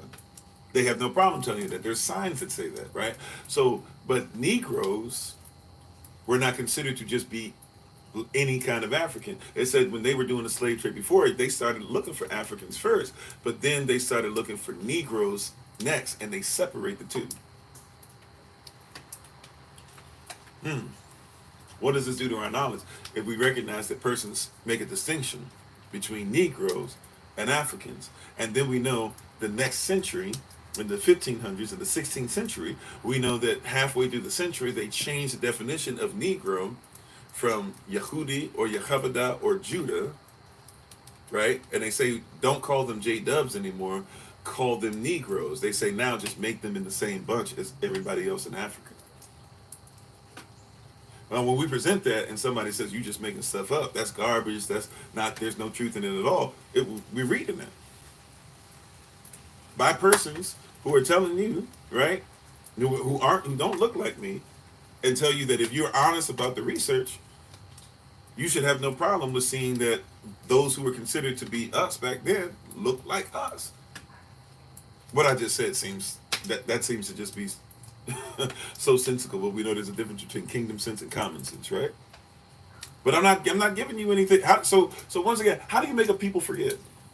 How is it that everybody's going to go to their services today and they're going to talk about praising the Lord, and they're going to make it a point to tell you, don't believe the hype about law, don't believe the hype about who Israel is, don't believe the hype about this stuff, listen to Revelation, but then somebody says, well, Revelation chapter 2 says, be careful about those who are literally saying that they are you and are not, and Revelation chapter 2 also says, be careful about Balaam doctrine, to where they try to lie to Israel, they pay persons to lie to Israel about who they are, so that they'll never be who Yah wants them to be, right? And Revelation chapter 7 literally comes behind that and says, yeah, also you must be careful about not only that, but Revelation 7 says if Israel is not sealed, then nobody's getting in. How do you make a people forget? At some point, you got to realize, if we're just going to be honest, how you doing, Sister Tia? If we're just going to be like straight up honest, how you make people forget? You plan. You plan it. This is planned. I don't know if anybody catching this yet. This is planned. How you doing, Cole? You said they told you not to be book smart. Right? Yeah. You know, this is planned. How do you get people to forget? You make a plan. This is sinister. This is a sinister plan. Somebody came up with the plan. Somebody said, we got to plan this out. Like, we've literally got books. A lot of books were burned, but there's so many books that were about it that there still are books that exist. We're reading them today. We can't lie about this anymore and just be like, oh, or maybe it was a mistake. No, this is sinister and this is demonic and it's Balaam doctrine. You're warned about it. If you are with this doctrine, you are anti-Christ because Christ is one of us. Even the word, even your Bible says, I believe it's Paul, right? Pavel, or even Yehoshua, even himself says salvation, being salvaged is of who? If I hide the people who are supposed to be the vessel that bring the opportunity for Yah's salvation to hit so you can work it out properly, then I hide salvation. It's of the J-Dubs. It's of Yehoshua. It's of Yehudi. It's of Yehovah. It's of, you hear what I'm saying? It's of us. Come on, it's premeditated wickedness. And you can get mad at all you want. You can try to TikTok and continue, or a person on TikTok and continue to try and say, we're going to keep saying that they're saying stuff that's not true. We're going to keep saying they're reverse racist. I'm telling you from your books, we've read stuff from Tel Aviv University. Tel Aviv is in modern Israel. He even said, hey, we got to at least admit that there were rumors about this for 300 to 400 years. Even though he's trying to still hide it himself and try to say, well, we can't deny it, but we'll just say that, it was a rumor and it was a theory and it's something that went away, when the reality is it's still here. It's been here. It's been not just picking up steam. It's been here. There's a difference. If it was picking up steam, that's one thing. I can give you that. Okay, you know what? It's been picking up steam, But no, this is something. Look, Flavius Josephus was there in 70 AC when not a stone was left upon a stone. He is an Israelite. He was an Israelite general. He was supposed to go ahead and or take his own life. He was not able to take his own life because he just couldn't do it. He became a slave and became slave to persons like Vespasian. Vespasian becomes your emperor of Rome.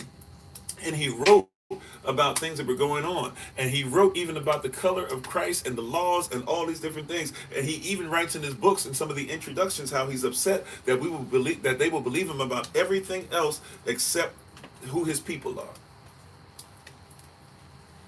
In other words, if you ever went to school and you learned something from Rome, you learned a lot of it because of the writings of Flavius Josephus.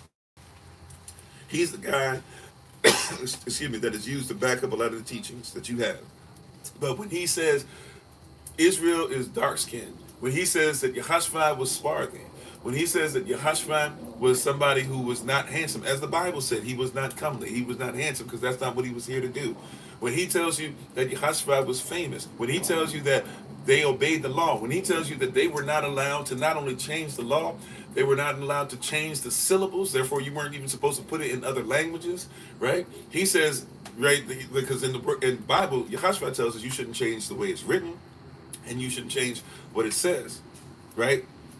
Right? He literally says you shouldn't change what's written, or even the language is written in, or what it says. Flavius Josephus comes behind that and says we shouldn't even have a different amount of syllables. That we're talking about 70 AC. Not one jot. Come on, not one jot, not one tittle. Come on, Bruto.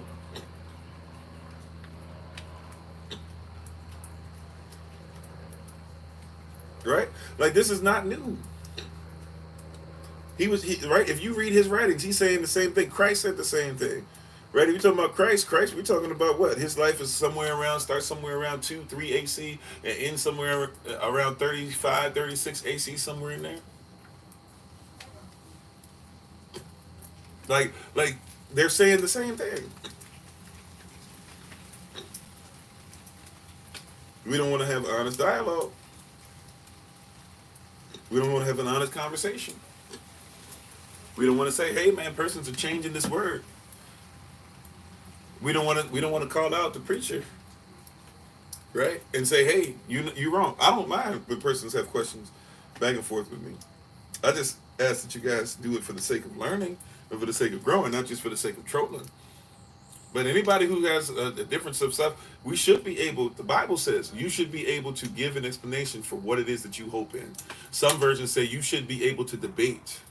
Debate has rules and regulation. You can't keep telling persons, I believe this fully in my heart, One of the things that a lot of us have dropped the ball in is not making sure that persons can look this up or studying to show ourselves approved and bring it before Elohim, that we can become workmen, that need not be ashamed, rightly dividing the word of truth.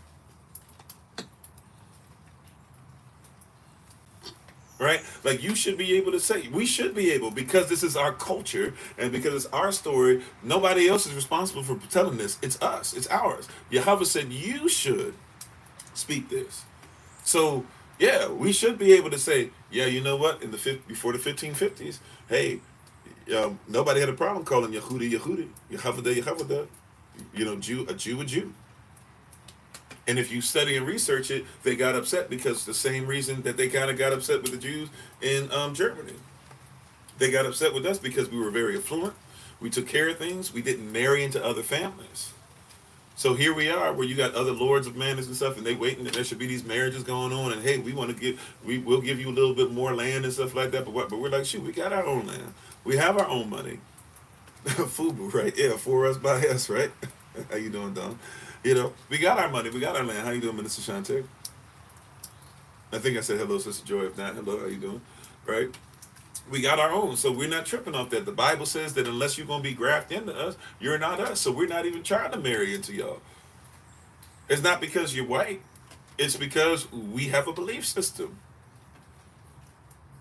Right? It's not because you're black, because there's a difference. Even they tell you there was a difference between other African nations and those who were considered to be J-dubs. How you doing? I don't know if is it I and I in the sky. All right, I was about to try and call you something else. Praise you. All right. How you doing, Brother Lamar? I'm on, right? So we have roots and culture. Like, it's not that they're telling you straight up we're in these excerpts we're seeing straight up. Hey, these persons, and they got upset. They got upset because we're doing these things. So they literally, the Christians, the Roman Catholics, they started Inquisition. And when you hear Spanish Inquisition, you're never told that was about you first. Sure, others were eventually involved in that, but they came where the money was first. They came where the blessings, the barak was first. Right? They came for you. And by the way, we started messing up when we started getting into things that were outside of our culture as well. Even though we were separated, we were obeying a lot of law, but there were certain things we weren't. And what happens every time we're disobedient to the law? Come on, Israel. What happens? The same thing that Abraham was told was going to happen. The same thing that was said was going to happen in Deuteronomy. The same thing that was said in Malachi. If you don't get it right, Malachi chapter 1, there was a 400-year silence, at least as far as from Malachi to Yahashua. We know that there were things that happened, like Maccabees and other things that happened in between. Right? But there's this thing that happens. There's punishment. And I need you to recognize and realize this, that there's this perception of we're only talking about bloodline only when we say the seed of the devil. Right? Recognize... I don't know if I should say this yet. Cartographic, the drawing of maps. Thank you. Sorry. Yeah, cartographic when we're talking about maritime law earlier. Thank you. I'm just trying to be led by the Spirit. I got so much stuff in here that I put in here. I was typing. I was telling the ministerial staff when we were doing prayer today. I was like, I'm going to try my best to hang in there. I was like, but I'm running. I'm setting stuff up. I'm typing. I was trying to make sure I was trying to get every last nook and cranny, so we need to go somewhere. So forgive me. My notes are highly scattered, highly erratic, kind of all over the place. I hope I don't read something again that we already read. Right? Matter of fact, okay, we read that already, sorry. Okay, let's look at this. Let's look at this quote. Let's go to, this book is called Old European Jewries. Literally, Jewries. Jewries. Old European Jewries. That's not a slang, by the way. That's not an attack on somebody. That's not saying something against somebody or calling them out their name. That's what they were called back then. Jewries. Jewries, places where Jews live, right? Where J-dubs live. The book is called, once again, Old European Jewries. It's written by David Philipson. I think it just has, at least it looks weird to me. Usually Philip is spelled with two L's, but what I saw it's just one L. Philipson. So it is what it is. Once again, the name of the book is called Old European Juries, and it's written by David Philipson. Okay?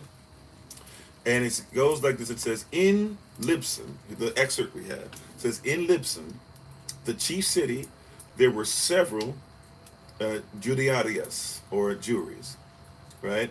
Really would have been judiciarias or something like that, right? But nevertheless, there were several judiciarias. And in all other J-Dub quarters existed. These judiciarias were closed every evening when the bell sounded for prayer, and were guarded by 2 watchmen appointed by the king. Any J-Dub found outside of the judiciaria would, after the first 3 tollings of the bells, was fined 10 liveries, or, according to an order of King Dom Pedro, was shipped through the city, and in case of repetition of the offense, punished with confiscation of his property. So we see here now that a dark skin, so we've seen, they're putting this stuff together, that dark skinned Jews, or J-Dubs, right, are considered to be dark skinned in Spain, from Spain to Portugal, and in the Roman Catholic Church. Anybody who says they're a J-Dub at this time, right, in the 1500s, 1400s, anybody saying that they are Yehudi or Yehovah or Judah, and they're not swarthy, person's already looking at them sideways, like, no, right? We see that they gain power. We see that then they become disobedient again. They become disobedient. What happens after that? We see that stuff begins to be taken from them, and they end up going through punishment stuff. Here they've gotten to a place to where now they actually have said, you guys are on punishment. You have only allowed to have certain time. You have to stay within your own places, right? You can't do stuff. You can't go out. You can't trade. And if you try to do so, even according to the king of the time, King Dom Pedro, so you got a name to look for if you don't believe it, right? Gives an order, an executive order, if you will, a king's order. How you doing, Poetic Deconstruction? How you doing, Just Josh? Thank you for the love. And this king's order says what? If we see any of them anywhere, right, and they outside of it, find them and take money from them. They got it anyways, right? So take their money, or ship them through the city. That can be one of 2 things. That can be talking about chattel slavery, or that can just be straight up talking about drag them through the city. Put them on the back of a horse or something like that, drag them through the city, make it a point that everybody can see, don't mess with us on there. Or, in the most extreme types of offense, or if this is repetition, we caught you doing this more than once, right? Punished with the confiscation of his property, whatever little property that you have, take it. All right, not something I'm making up, something that is written, right? Old European Juries, written by David Philipson. And he's talking about what it was on these places where persons were. And by the way, we have plenty of this stuff to back it up, because we know that even there's a place that you can go in Portugal still to this day. Nobody lives in it anymore, but I don't think anybody lives in it anymore. But you can go to the place where there's a ghetto, and the ghetto is a place that existed, right, since the 1500s. Even the really person started coming over there in the 1400s, but when they started doing the Spanish Inquisition, those who were in Spain started going over to the place where they were in the place that they had in Portugal. And so they started basically leaving, right? And what they called the place, they basically called it a place of refuge, because you have refugees. So these refugees were looking for refuge, and before the Portuguese started enslaving the Negroes, before you started thinking Negroes were just any African, right? Remember, you should never just use African as a label for everybody at African, right? I mean, unless you're talking about Pan-Africanism, because outside of that, yeah, like even being Ghanaian, there's a difference between Ashanti and Shwit, and I'm Ashanti Shwit. I have both in me, but still, I know the difference between Ashanti and Shwit, right? I know the difference in Nigeria between the Niger and the Igbo. And I know that the Igbo comes from the Hebrew, and the Hebrew comes from the Ifrit, and the Ifrit comes from the Ifrit, and the Ifrit comes from the Avra. You see what I'm saying? So just because somebody says African, unless you're talking about Pan-African, you'll never hear me talk about African unless I'm really talking about Pan-Africanism, right? As far as all of us coming together because all of us have been depleted. So protect one another. But if I'm talking about a particular group, I'm going to say their nation. I'm going to say their name. I'm going to say their authority. I'm going to say what their belief is for them. Okay. Right? Right? So it's important that we catch that. So when it's talking about Negroes, Negroes eventually became the name that they just called all Africans. And it became synonymous with it once they started saying, we don't want you guys to have. And when then the first slaves, when you look at this, there's something that a lot of persons don't talk about. We just watched this yesterday at the watch party. A lot of persons don't talk about this, that the first slaves that are Negroes didn't even come from Africa. The first slaves that are Negroes didn't come from Africa. That's a fact. That's the truth.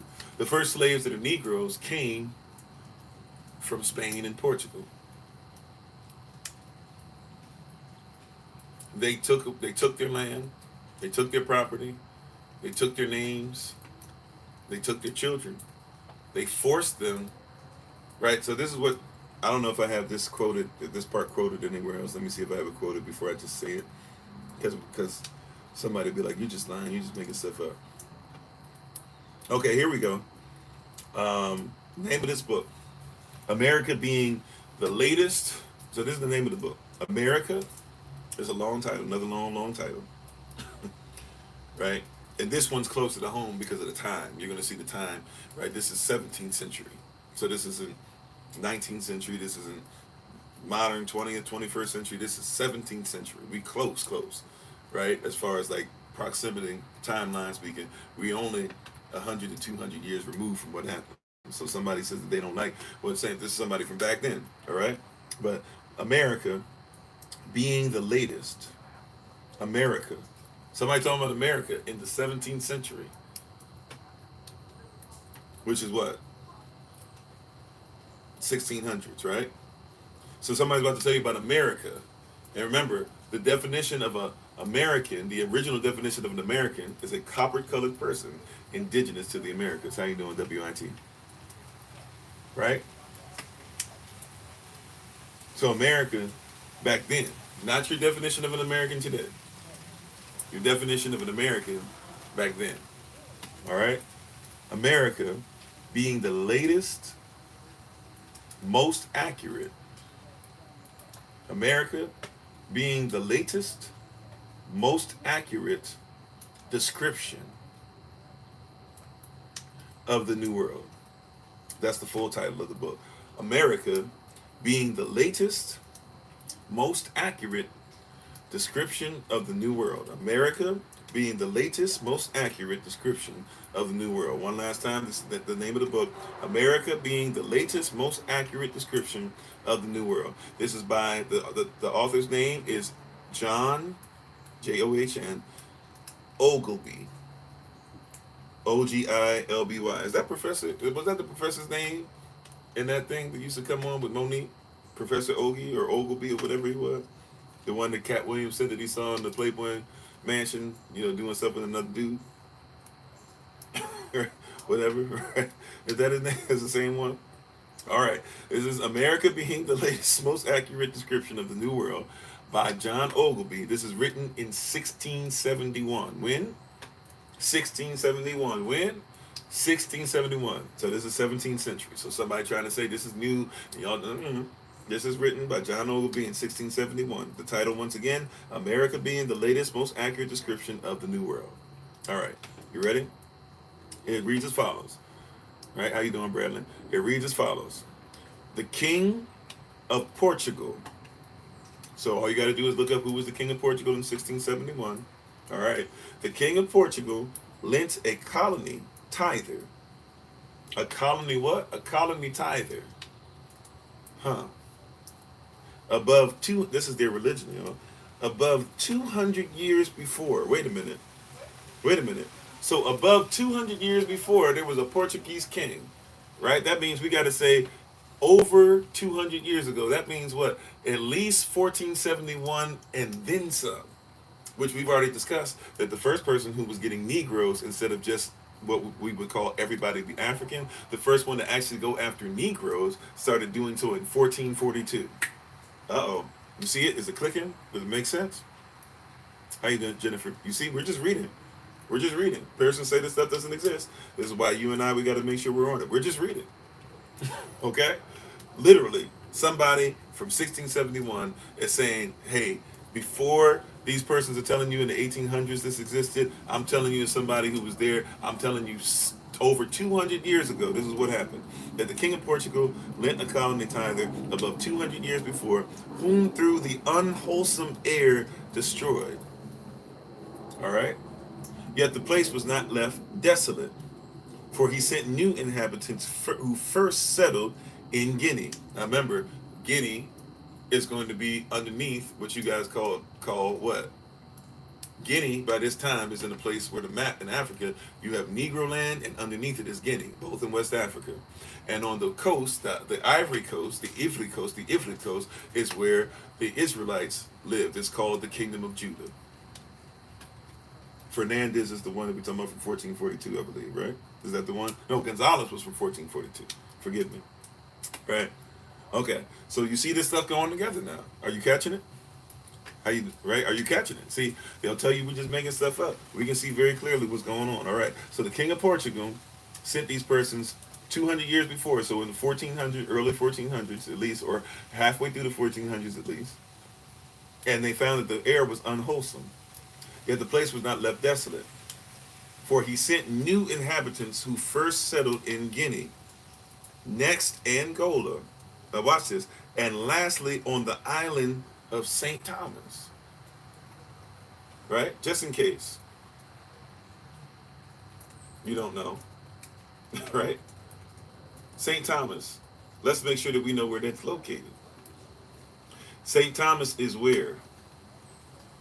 See, you got to get the math right, because they're trying to tell you that we don't know what we're talking about. We're lying. When Christopher Columbus came over, they didn't know that they had no clue that stuff existed or whatever, right? And Christopher Columbus played the Portuguese and the Spanish against each other, by the way, so he worked for both. All right, so if they went to St. Thomas, where is St. Thomas? Where is the St. Thomas Islands at? Somebody help me. Right?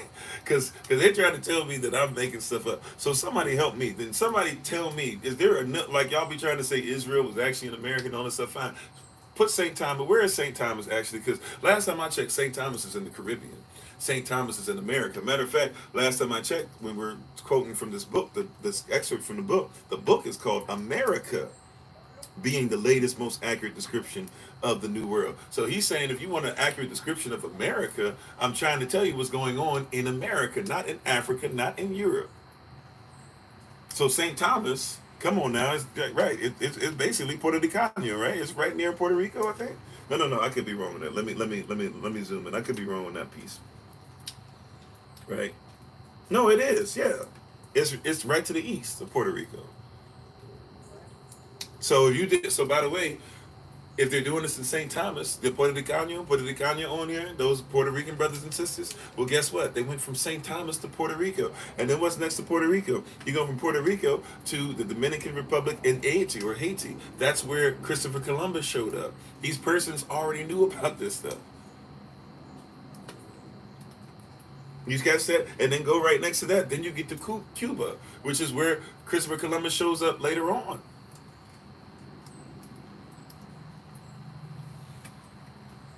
And you keep going on and going on, right? He never made it to what you call Florida in them, but we know that there were natives that said that they came into contact with Israelites before anybody got there too. And we know that there's Israelites writings in Florida, in Georgia that they found, in Mississippi, in Tennessee, in Illinois, in Mexico. At some point, we got to have an honest dialogue. All right, right? You see what I'm saying? How do you get it? How do you make a people forget? How to make a people forget? You just don't tell them this stuff. and you tell them that there's nowhere it's written, there's no evidence, there's no proof. All we're doing is quoting books. All I'm doing is saying you could read this for yourself. So let's go back here. Right, watch this. And he sent new inhabitants who first settled in Guinea, next Angola. So that's Africa. Guinea and Angola. That's where you went. Right, and settled. And lastly, on the island of St. Thomas. Watch this. That so they might be the better used to the air. That the king said that the said king sold all those Yahudi, or those who were Yahavada, or those who were J-dubs, right? Those of us, he sold all of us for slaves that refused to embrace the Roman religion, Roman Catholicism, right? He didn't even call it Roman Catholic yet. He just says it's the Roman religion. So that's Christianity, Roman Catholicism. If you didn't embrace the Roman religion and cause their children to be baptized, from whom coming together in great numbers, most the present inhabitants were descended. So he said the persons who would not bow down and do what the king said and go into these places where the air was messed up, right, where he tried to send his own people and he couldn't send it. This place was not desolate. This place was not without. This place had a lot of great stuff, but the persons he tried to send there originally couldn't survive there. So then he forced who? Yehudi, Yahavada, Jews, J-dubs. He forces them to give up who they are. The ones who they're forcing to give up who they are, they must be about the Roman religion. They must be baptized as Roman Catholics. If they don't, they're sold into slavery. Right? But those who are not sold into slavery, who want to make sure they try to keep their children, they still end up selling their children and stuff eventually, some of them. Right? But at first, he says, all right, you guys bow down to me, say who I am, all right, mix with me, whatever. Now go ahead, I'm going to send you over to the places we can't go to in the name of what? In the name of Portugal, in the name of the Portuguese.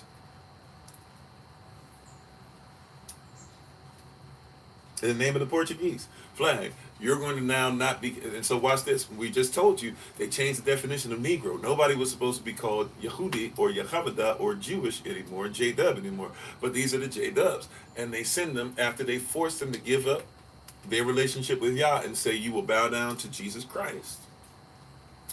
They say, now we're going to force you to go ahead and be us. The only way your children can stay with you is if you're doing what we tell you to do. And we're going to force you to go into these places. See, we tried to go into these places, but the air wasn't great. They were dealing with malaria. Right? Little did they really comprehend the malaria was really like dealing with the mosquitoes. At least they didn't comprehend the level we realize now. But they didn't have the right blood. Right? We talked about this in the video yesterday. When we watched the video yesterday, you saw it in the video. Right? What type of blood, most persons who are going to live around places where there's malaria, what type of blood or even disease, they would call it, right, do you have? Right? A lot of you carry this disease or even carry certain things or whatever. Well, E1B1A is the blood you carry. That's why I say I apologize. What kind of disease?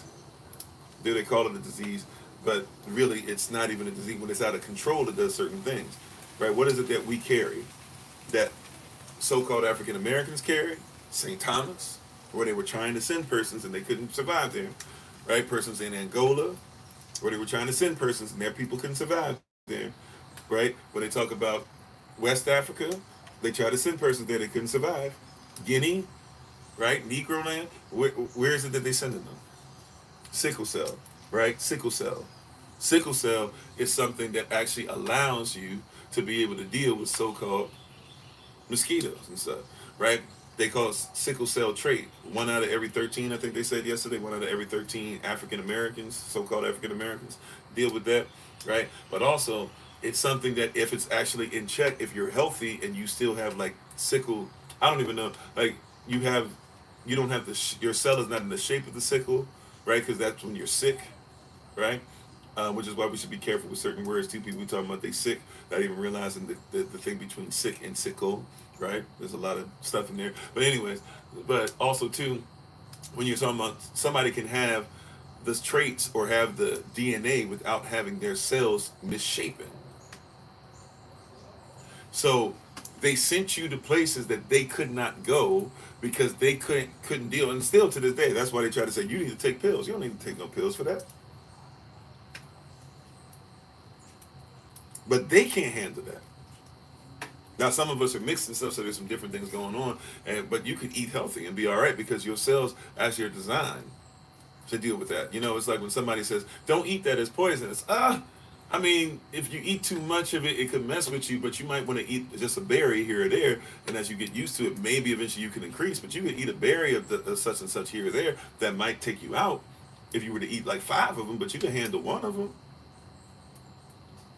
right? Like you have a little bit of the stuff in you so that later on your body can go ahead and be ready for the rest that's coming on later on. Like just like you don't want to have your cells shaped into the sickle, so to speak.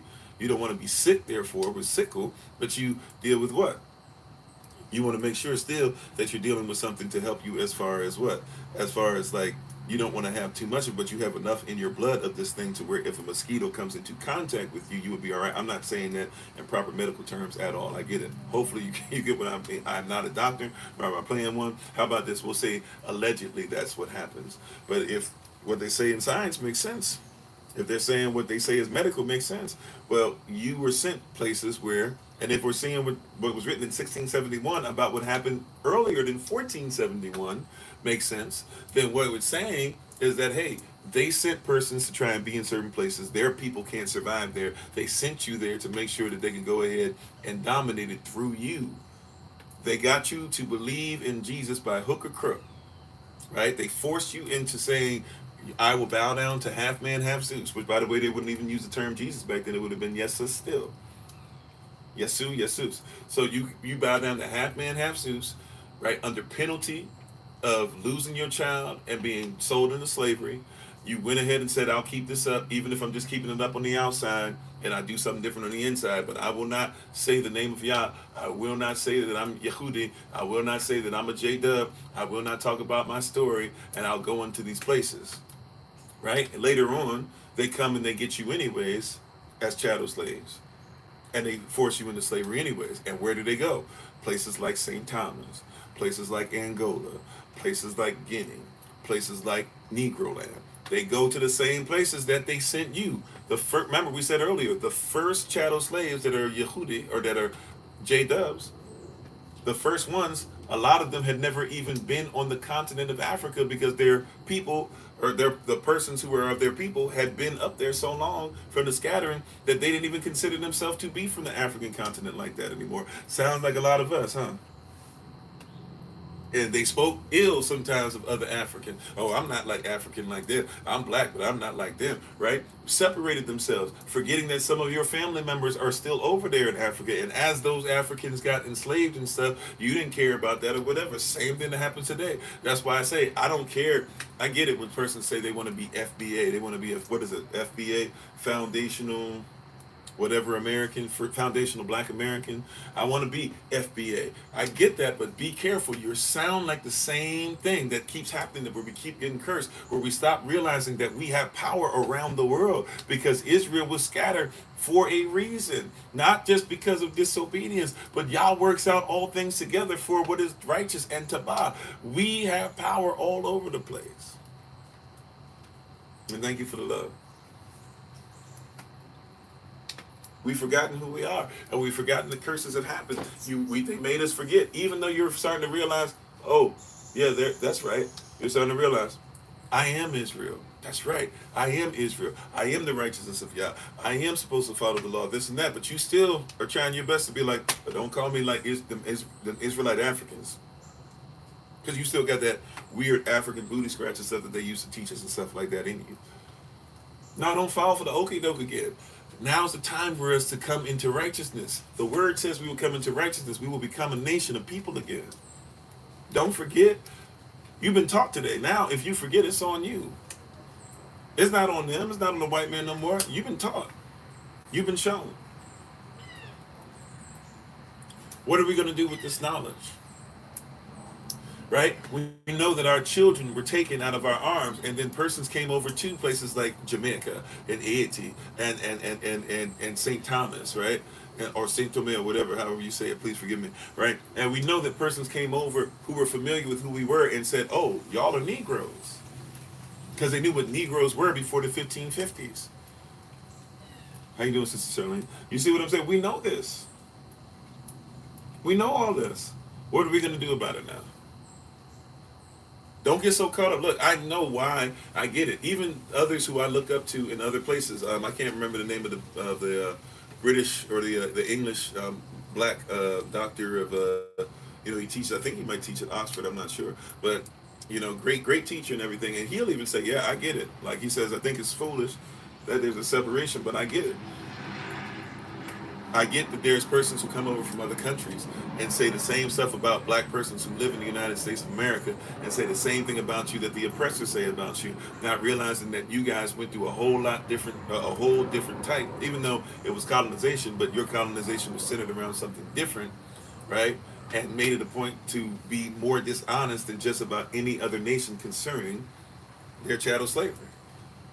So there's certain things and there's certain traits and there's certain characteristics that lasted longer and that still, and all of us are going through it, but there's certain things that happen. So even he would say, yeah, I comprehend when you guys are talking about, that you want to be foundational black Americans because persons came over here and they was wilding. And they sounded like the persons who you still try to get from under. Those things being said though, part of God's will is for us to come together. The theme for today: how do you make a people forget? How do you make a nation forget?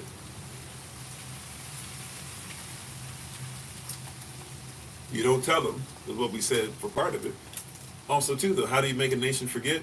Have them fight against each other to where they forget that the fight's not even against each other; it's against the enemy.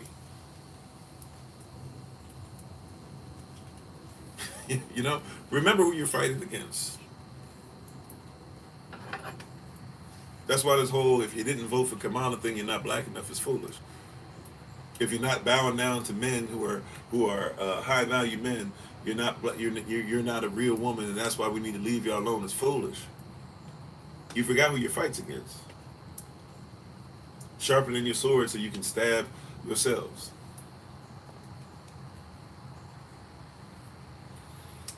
Sharpening your sword so you can stab yourselves. Stabbing each other in the back. And I should be confident if nobody else has my back, it would be you.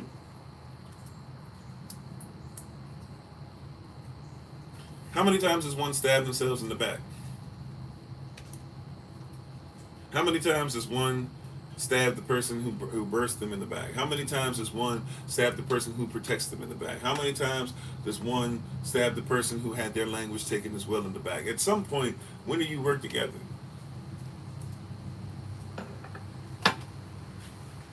All this stuff we just went through today, we laid this stuff out. We gave documentation, we gave book after book. We told you that we got it from the watch party, so you can watch the stuff for yourself on Tubi.tv. You can go watch Reclaiming the Throne, that's the name of it. Like, we've been giving stuff for a while. This whole day is about making sure you recognize that it's easy for somebody to hide something from you, and it's really easy when you don't think about the fact that the mysteries are supposed to be revealed. Did we not talk about that yesterday? Or I'm sorry, not yesterday, but all of last week, basically, Sunday through Friday,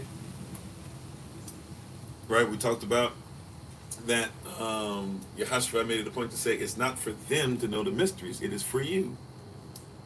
And what is a mystery? Or our working definition of mystery is anything that wants to be revealed.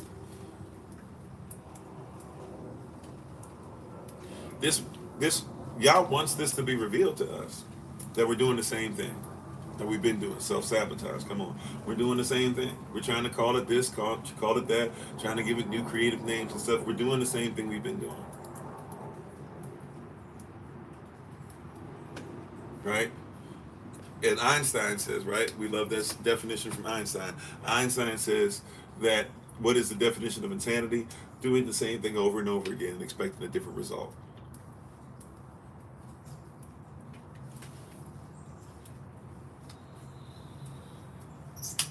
I mean, are you ready for change?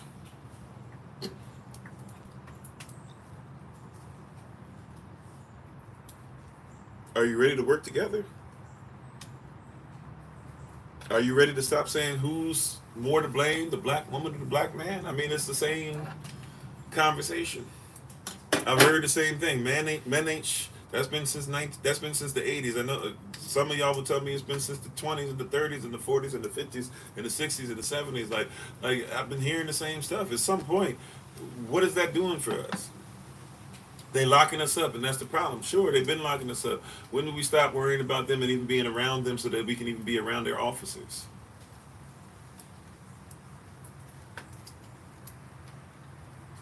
We're thankful for you as well. Thank you, Sister Amanda. All right. At some point, when do we? You hear what I'm saying? We're having the same fight, the same conversation.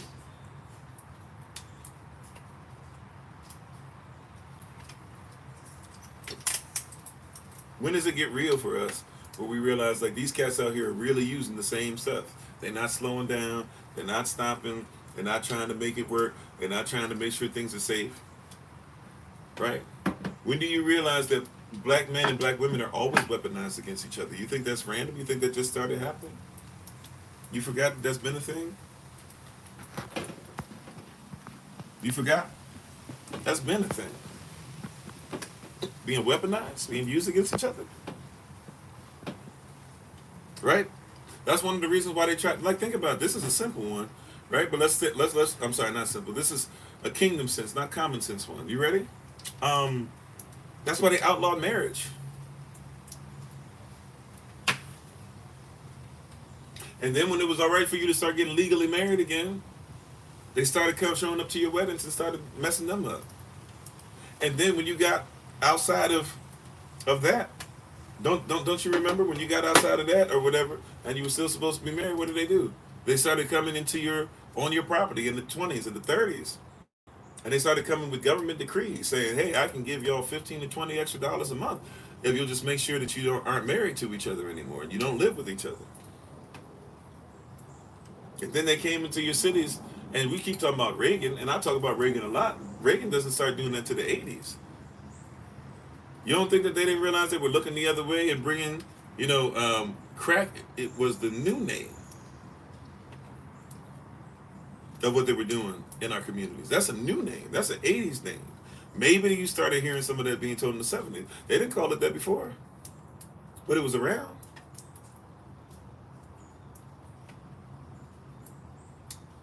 If Reagan started putting it in your cities, you don't think that he already had the infrastructure set up to just continue what was already being done?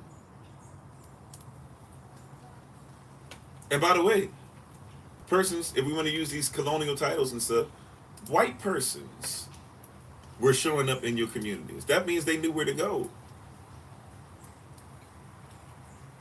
to get that ice or to get that powder or to get whatever, to get that sugar booger, all that stuff. They knew where to go to get it.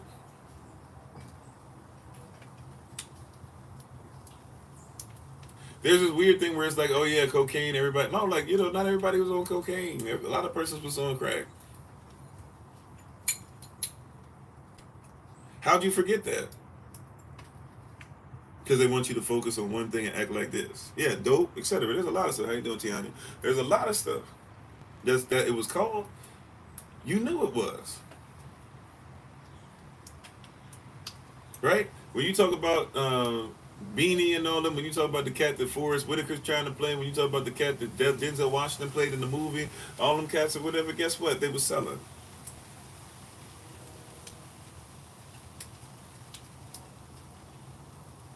In the mafia, they try to tell you, oh no, we didn't sell that stuff. No, in the mafia, they weren't supposed to sell it to Italians. They weren't supposed to sell it in their own community. We didn't get the memo. And it would have been wrong either way, but we shouldn't have been selling it in our communities. But hey, we weren't working for us, we were working for somebody else. Just like you work your job. And at your job, you work a job where you fill up shelves full of food. See, we work against each other so much. At your job, you shelve so much food, some of you, every day. It's crazy. You serve so much food at your job sometimes. It's crazy. You give money to persons in accounts and stuff like that. You help persons to get their lives together and all the time. And how many of your people are sitting up here talking about I don't have, but because you're not working for them, you're working for somebody else. This is why I keep saying that we got to focus on works. We got to focus on what Yah has given us, gifts, callings. What is it that you can do that nobody else in your community can do? What is it we can do to support you? Have your stuff together so that when we come up with this list later on next year, and we saying, hey, this is our person for this, and this is our person for this, and this can I be honest? It's gonna sound a little fleshly because maybe it's maybe because it's fleshly. I don't know. I'm keeping it a buck though, right? You ready? I'm just gonna be honest. When it comes time next year, and you see that we supposed to have stuff up, and I don't want to hear, well, nobody helping me and blah blah, because obviously the poor we should give. But hear what I'm saying? I don't want to hear it as much because I'm gonna be honest with you. Yah is giving us an opportunity that no matter where you are, get your stuff in order. Be ready to sell your stuff. Have the things in place, right? Whatever, I don't care what it is. I don't know what I'm going to do. I'm thinking about doing whatever. Fine. Put it out there so that persons know you're thinking about it. Because what we want to start implementing in this safe place for next year is that, hey, we're going to put a hedge of protection. Yeah, we pray that he put the hedge of protection, but we want to make sure we have this hedge of protection in place to where because you are doing what he says, which is to have your own works, to have your own business, to sow into each other, to make sure that you come first, to make sure that those who believe come first. If they're not grabbed in, we're not going to give them the stuff first. Watch businesses begin to explode. That's how you do it. And persons make it harder than what it is. I don't ever want, no, look, if you don't ever want to be out there again, then be somebody who's part of a community to where we're going to give to you first. It's not as difficult as what you think. Now, it's not necessarily overnight either, right? But it's not as difficult as what you think. There will be some of you who next year will be obedient, right? And there's some of you who've already said, Pastor Kofi, we just been waiting on you to say, when are we going to say this is the only person we get this from? Some persons have already told me, we just waiting on y'all to have, on you to say, who do we go to? Who do we go to? Who do we go to? And I'm like, okay, I got to make sure we do it righteously, and I give them enough time, and I make sure, because I'm not going to be put, also too, be honest, I'm not going to promote trash. Because Yah doesn't promote trash, but you are not trash. And his thought process is not trash. His thoughts towards you are of shalom, of peace, and never of evil. So anything he's giving you as a vision, start making it plain, writing it upon the tablets, making sure that you got a team together, making sure that you're training persons, making sure you're touching and agreeing with your spouse, whatever you need to. Because when it comes time, I'm just going to be honest, this decree has been something that we've been putting out there from the Most High for 3-4 years now. Once next year hits, right, I can't act like we haven't said this. If you don't even know what you're going to do, start asking persons around and start even calling up and being like, hey, I got a gift. I don't know quite what to do with it or whatever, because it's next year's on. Right? And by the way, see, this is how you build up a community. When your business starts coming up, I only care if it's coming up as far as you making $25 a week. You was making $0 a week before, right? When you get that, you give back to the storehouse. You give back to Yah so that he will have grain, meat, provision in the storehouse. That's how you build community.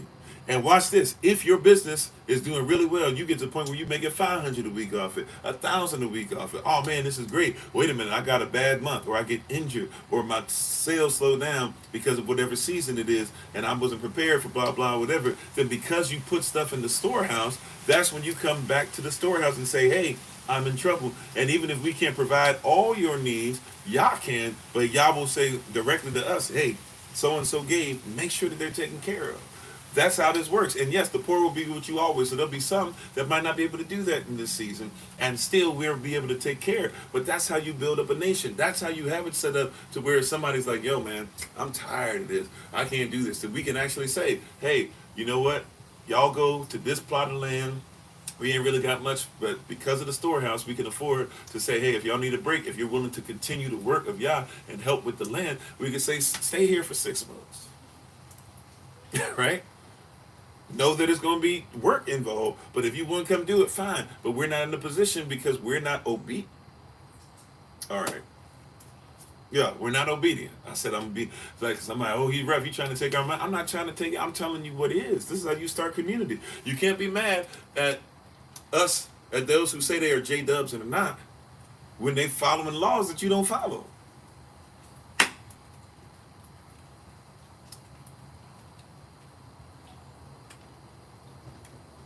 You can't. I'm sorry. You cannot. I mean, you could, but you had to order for it. The wealth of the wicked is laid up for the just, for those who are taking care of their children's children. If you have a thought process to have generational wealth, then we're supposed to start looking for that. But if you're not looking at doing things for the purpose of generational wealth, then what are we doing it for?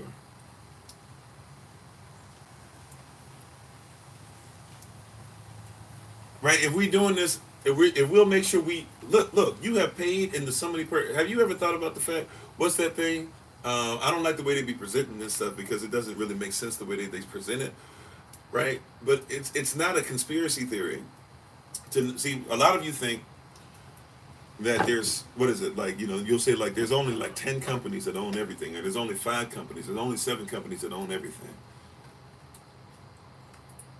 and it's not even true. All the companies are basically one company. You know this, right?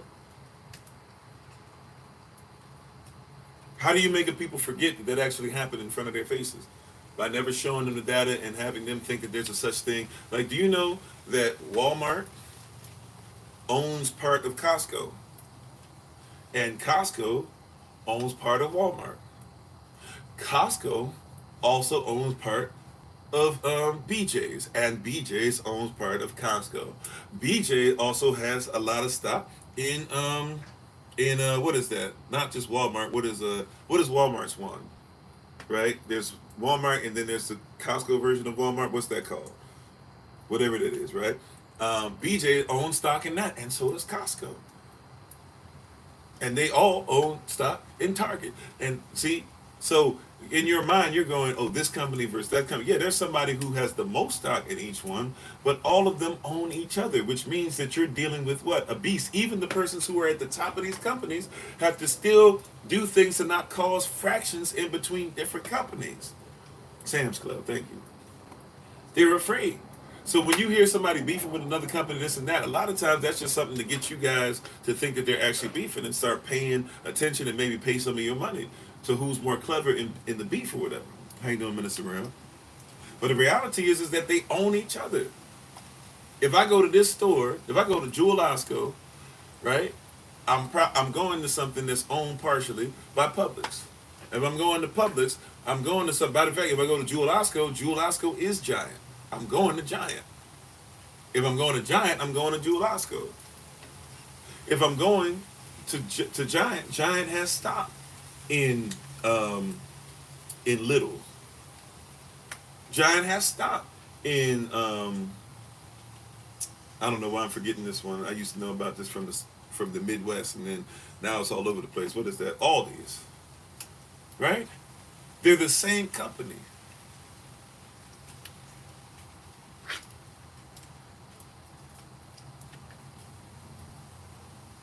Amen, Tiana. I see you.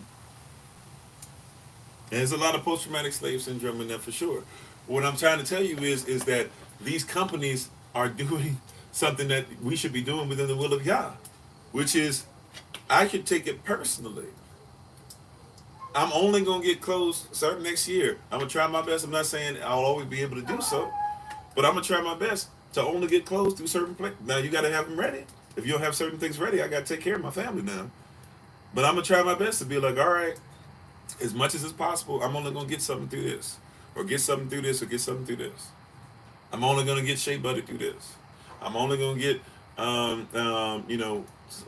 natural medicine from this. And by the way, I know that there's a few of y'all that are doing stuff, right? But we got Tank, she's pretty much on lock already with Elder Alma. Right, and she'll talk you through things, and she'll look at paperwork for you, and she'll, help you with a lot of different things or whatever. We already got, I know Sister Tay is doing some stuff with that now. I've been trying to repost. I can't share. I've been trying to do edit for real, Sister Tay, but I think it's the settings. I can't do edit, right? But SOC's already there. We already got certain things that are on lock. We got somebody trying to do stuff for shipping. So at some point, we should even start looking at, hey, how are we going to ship it? If it's stuff, might need to, because we're building the infrastructure. So we might have to say at first, hey, something might not get to you that you ordered from me for like 2 weeks. But by the way, not everybody always goes through Amazon anyways. If you don't go through Amazon all the time, you don't get everything in a day. So it's not like, you pay an extra price for FedEx anyways, right? So you might not get it in a day. You see what I'm saying? So like there's things that are there already in place. So if it doesn't happen, it's not because it hasn't been talked about. It's not because it was drug out. Matter of fact, there was a time where there was a version of a black book, and even if there wasn't a version of the black book, we've been saying, "Hey, go to this person, go to this person, go to this person." We've been sharing, we've been posting, even with YouTube stuff. That's been a joy to watch. Some of you guys' channels have become my favorite channels, and I've been posting, I've been sharing. Yeah, there works in progress, but I'm just saying we gotta, if we really say it's about this first, then let's make it about it first. You know, you can change your timeline into whatever you want it to look like. They're going to try to put some stuff on your timeline, but your timeline can look like whatever you look at. That's what ultimately you will win out in that. Right? My timeline kind of goes against it sometimes and then starts getting crazy. I'm like, I don't even watch this stuff. So you know what I do? I slow everything down. I say, okay, you know what? I'm going to take the next week. I'm not even watching anything outside of like this type of scripture, or I'm not watching any type of stuff outside of this or this or this or whatever. Right? You can take it back. You can decide. Even the AI still is artificial intelligence. It has intel, information, and it's artificially trying to deal with it. The prism of it, the ITY of it, if you will, is it's trying to deal with stuff from a place to where it doesn't have the proper mindset. By the way, I saw something that was crazy the other day too. Do you know that they're not using computer chips and stuff anymore for some of the AI? They're actually making fake brains or something like that, but where they're real. I don't know, whatever you would call it, modified. They're taking nerve endings and stuff, and they're taking what do you call the stuff that they be taking for babies and stuff? Sorry, trigger warning. I should have said that first. What is it that they like the baby should be able to keep or something, and they make creams and stuff out and all this stuff. They're taking like the stuff that should be used to make cells, whatever it is, and they're taking that and they've actually been making stem cells, and even stuff from the placenta and stuff as well too. But they're taking like different cells and stuff like that, and they're actually putting it together, and they stimulate it in certain ways to where it starts to connect as if it's a brain. And they've been taking these brains, these whatever, and they've been putting them in different things. Like they had one that connected to a Pong game, Pong. Y'all know Pong back in the day. You got to go back and forth and try to make sure you're playing tennis basically. They connected it to that, and it learned how to play Pong in like 500 moves, where it could actually play the game without somebody having to restart it or losing it. Was able to play. I think it was on a basic level, but still. Now, if you were to take that and give it to if you were to put that with a computer chip or whatever they use, the computer chip has melanin and stuff in it. It would be able to do it faster, but it would take 5,000 moves. And what's happening is they're starting to realize that they might have to start looking at the ones they're starting to create from all those cells or whatever, or at least fake cells they're making, because it's a lot of power to have a machine that can learn 5,000 moves really quickly, but the brain or whatever is real and it can move in just 500, right? And that's like a newborn basically. Like that's something on like a embryonic level, if you will, what they call an embryo. It was able to learn Pong, right? So they're basically taking like an unborn brain and realizing that an unborn brain can learn to play a video game in less moves than a fake unborn brain, but the unborn brain nevertheless, right? Something on that level. They're realizing that it can learn stuff faster, or at least in less moves than a computer, and it doesn't take as much energy. Then they took that brain. I'm just trying to show, right, like how wicked this stuff is, how we got to come together and make sure that we separate, because this stuff is going to places you don't want to hear, right? Like, then they took this fake brain, or these fake brains that they've been designing, and they actually put them inside robotic technology on the top of it and connected its endings, its nerve endings and stuff to the electric currents and wires and stuff like that, so that it would be able to actually feel and learn what the robot was doing as it was doing it. And then it began to start doing the same stuff on its own after it learned, and it learned pain. It learned, like, it did a lot of stuff where it started feeling pain and different things, that it would do things differently than the robot would have done before, because it actually has its nerve endings attached to it. So it's not, right, like they're already messing around with stuff They're already doing, things that are talked about in bloodline and blood lineage stuff that's talked about in the book of Enoch, where it's talking about that one of the things that was problematic is that the angels came down and were teaching persons things they weren't supposed to learn, and were putting DNA in them that was never supposed to exist. And so now you have problems that were existing in things. That's one of the reasons why Yah had to literally start over, because part of the reason was because the bloodline got so jacked up. It wasn't just because of evil. The evil came with stuff that was warped, that was modified. The bloodline was messed up. How many times are we going to do the same thing and expect a different result? And this time, we know it's the end, because Yehoshua said, in the last days, it's going to be like the days of Noah. That's what he told us. He said, in the last days, it's about to be like the days of Noah. Right? You got to be careful. You drinking Pepsi, there's a probability that there's going to be some kind of cell that's designed, some fake cell, but nevertheless same kind of thing we're talking about. They made up where they designed it to be able to taste. So now you got these fake stomachs, or fake cells that are versions of stomachs that are supposed to exist, and sometimes they be in the stuff that gets in the stuff that you drink. So here you are drinking Pepsi and stuff, not even realizing what's going on. Sierra Mist, all that. I would say Coke, but I think Coke is so powerful that it would probably break break it apart, because you can't put a lot of stuff that's alive in Coke, because Coke will tear anything up. That's why we got to be careful how much. I used to drink Coke, especially on the road. I was always making excuses to stay awake, drink Coke. Didn't even like the taste of it anymore. They done changed the recipe again lately. It don't even taste the same. I still was drinking it, addicted. And would use it while addicted, would use it to clean my car battery. Would clean the car battery and still be addicted. It's right. Would take some of the Coke, pour it in the car battery, and then drink it right after. Make no sense. Right? That's addiction for you. Anyways, though, we're done. I know Sundays we normally go a little longer, and usually about 11:30 or sometimes even noonish. But I'm done. I'm out. Holy Ghost said it's up. So hopefully you got something out of today.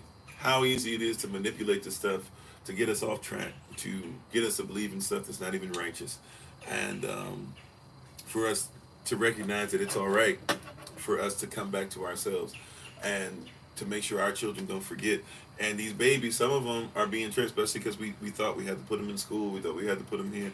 They, a lot of us even, we were trained to go against ourselves, to go against something that was kingdom sense and not common sense. And now we can't unlearn what we've learned, because we realize it was right. What we're learning is what we should have had the whole time in righteousness.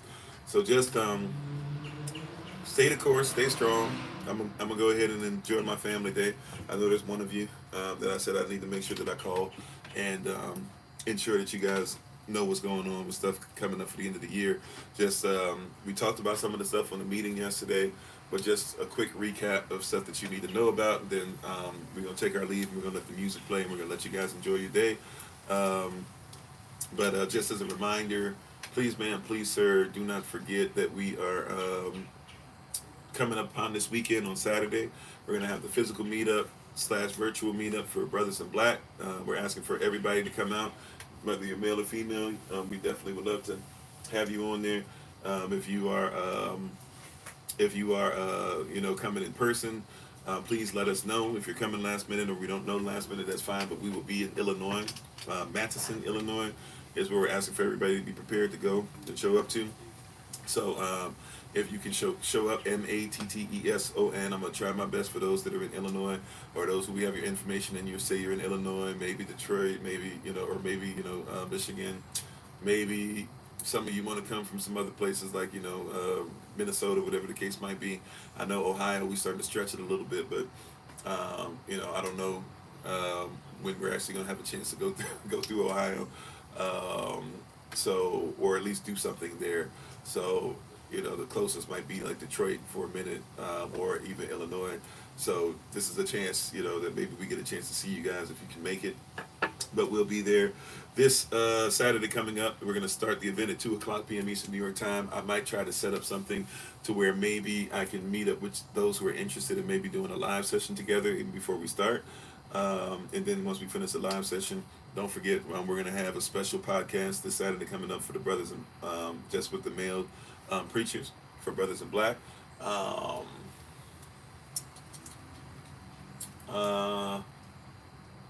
And then basically December 6th through the 9th, those who are coming, be prepared. December 5th, we're trying to make sure that we're going to have the same hotel so that all of us can meet up for those who are going to be flying in or traveling in or driving in even that, that day or whatever. The 6th through the 9th, I will not have a signal. So December 6th through the 9th, I will not be on TikTok. I will not be on YouTube. I will not be on Facebook. If I am, you might see me maybe have enough signal to check on certain things or maybe click and like something. But I will not be able to really post anything for those 4 days. So I will actually be gone December the 6th through the 9th. I'll be back on December 10th. That being said, make sure if you don't follow her already, follow Apostle Dr. Tamach, Minister Dr. Tamach. She will be preaching for us on those four days. So she'll be on her platform, and we'll try to see if we can get those recordings or something later on to post for those that might not be able to see it on YouTube. But that'll be where we'll be looking forward for. We will have somebody doing whatever Monday that is, because one of those days will be a Monday, the 6th through the 9th of December. We'll try to make sure that we have early riser Bible study session, and we'll try to give a new Zoom link for that and put it on the Google Calendar invite for that Monday so that everybody knows that that's the link you can go to. It'll be more than likely a different link because, once again, I won't have signal. So we'll just, trust you guys to follow all those things. And then don't forget we're coming up on, December 28th, possibility of doing something else for Women in Red. And December 31st, we are looking at watch night service, and we're probably going to start around 9 p.m. Eastern New York time. The music will probably start about 8:30 or so, but we'll probably start about 9 p.m. Eastern New York time. We'll try to make sure there's breaks, and we'll try to make sure that there's different things to get everybody up and vibe, but maybe even do some stuff for the babies and stuff if we have our children join us. But we're probably going to try to have as much as the ministerial staff as possible be prepared with a word. Amen. So love y'all. You guys take care. Continue to do great things. We honor the royalty in each and every one of you. We give our honor and praise to the Most High. We give our praise and honor to Him for my wife, the Honorable Alma, who lives a life that is able to be honored. As always, you can check her out on TikTok, YouTube, her website, and Pinterest at Bloom and Flourish. Not A&D, the letter N. Bloom and Flourish. She is a healer, herbalist, chemist, and biologist by degree. And love y'all to life. You guys take care. Keep that same energy as far as the love that you've been showing each other and showing the Most High. Continue that, because there's nothing like it. It's going to continue to get you great manifestation. So we thank you all, and we appreciate you. We honor you. We hope you guys take care. We'll get ready to do the shout out. Those of you who are on TikTok and know how the shout out works, go ahead and do what you do. If you're somebody that's new, just kind of follow the lead of what they're doing, and we'll try to reach out to you guys ASAP. So love y'all to life. You guys take care. And as always, this has been Pastor Kofi, Pastor Servants of Christ, where we are always changing lives one mind at a time by being a voice of the voiceless and speaking the unspoken. Until I have the great privilege, opportunity, and responsibility of being in front of you all again, please remember, as always, that you are loved, you are necessary, you are majestic, you're fearfully and wonderfully made, and you, which is all of us working together, will be the reason why people who are in this system no longer have to be of it. Shalom, take care, and we shall talk with you guys very, very soon. All right, love y'all to life. Take care, and we look forward to talking to you once again very, very soon. Thank you again. Thank y'all. Appreciate you. We'll let the music play. Peace.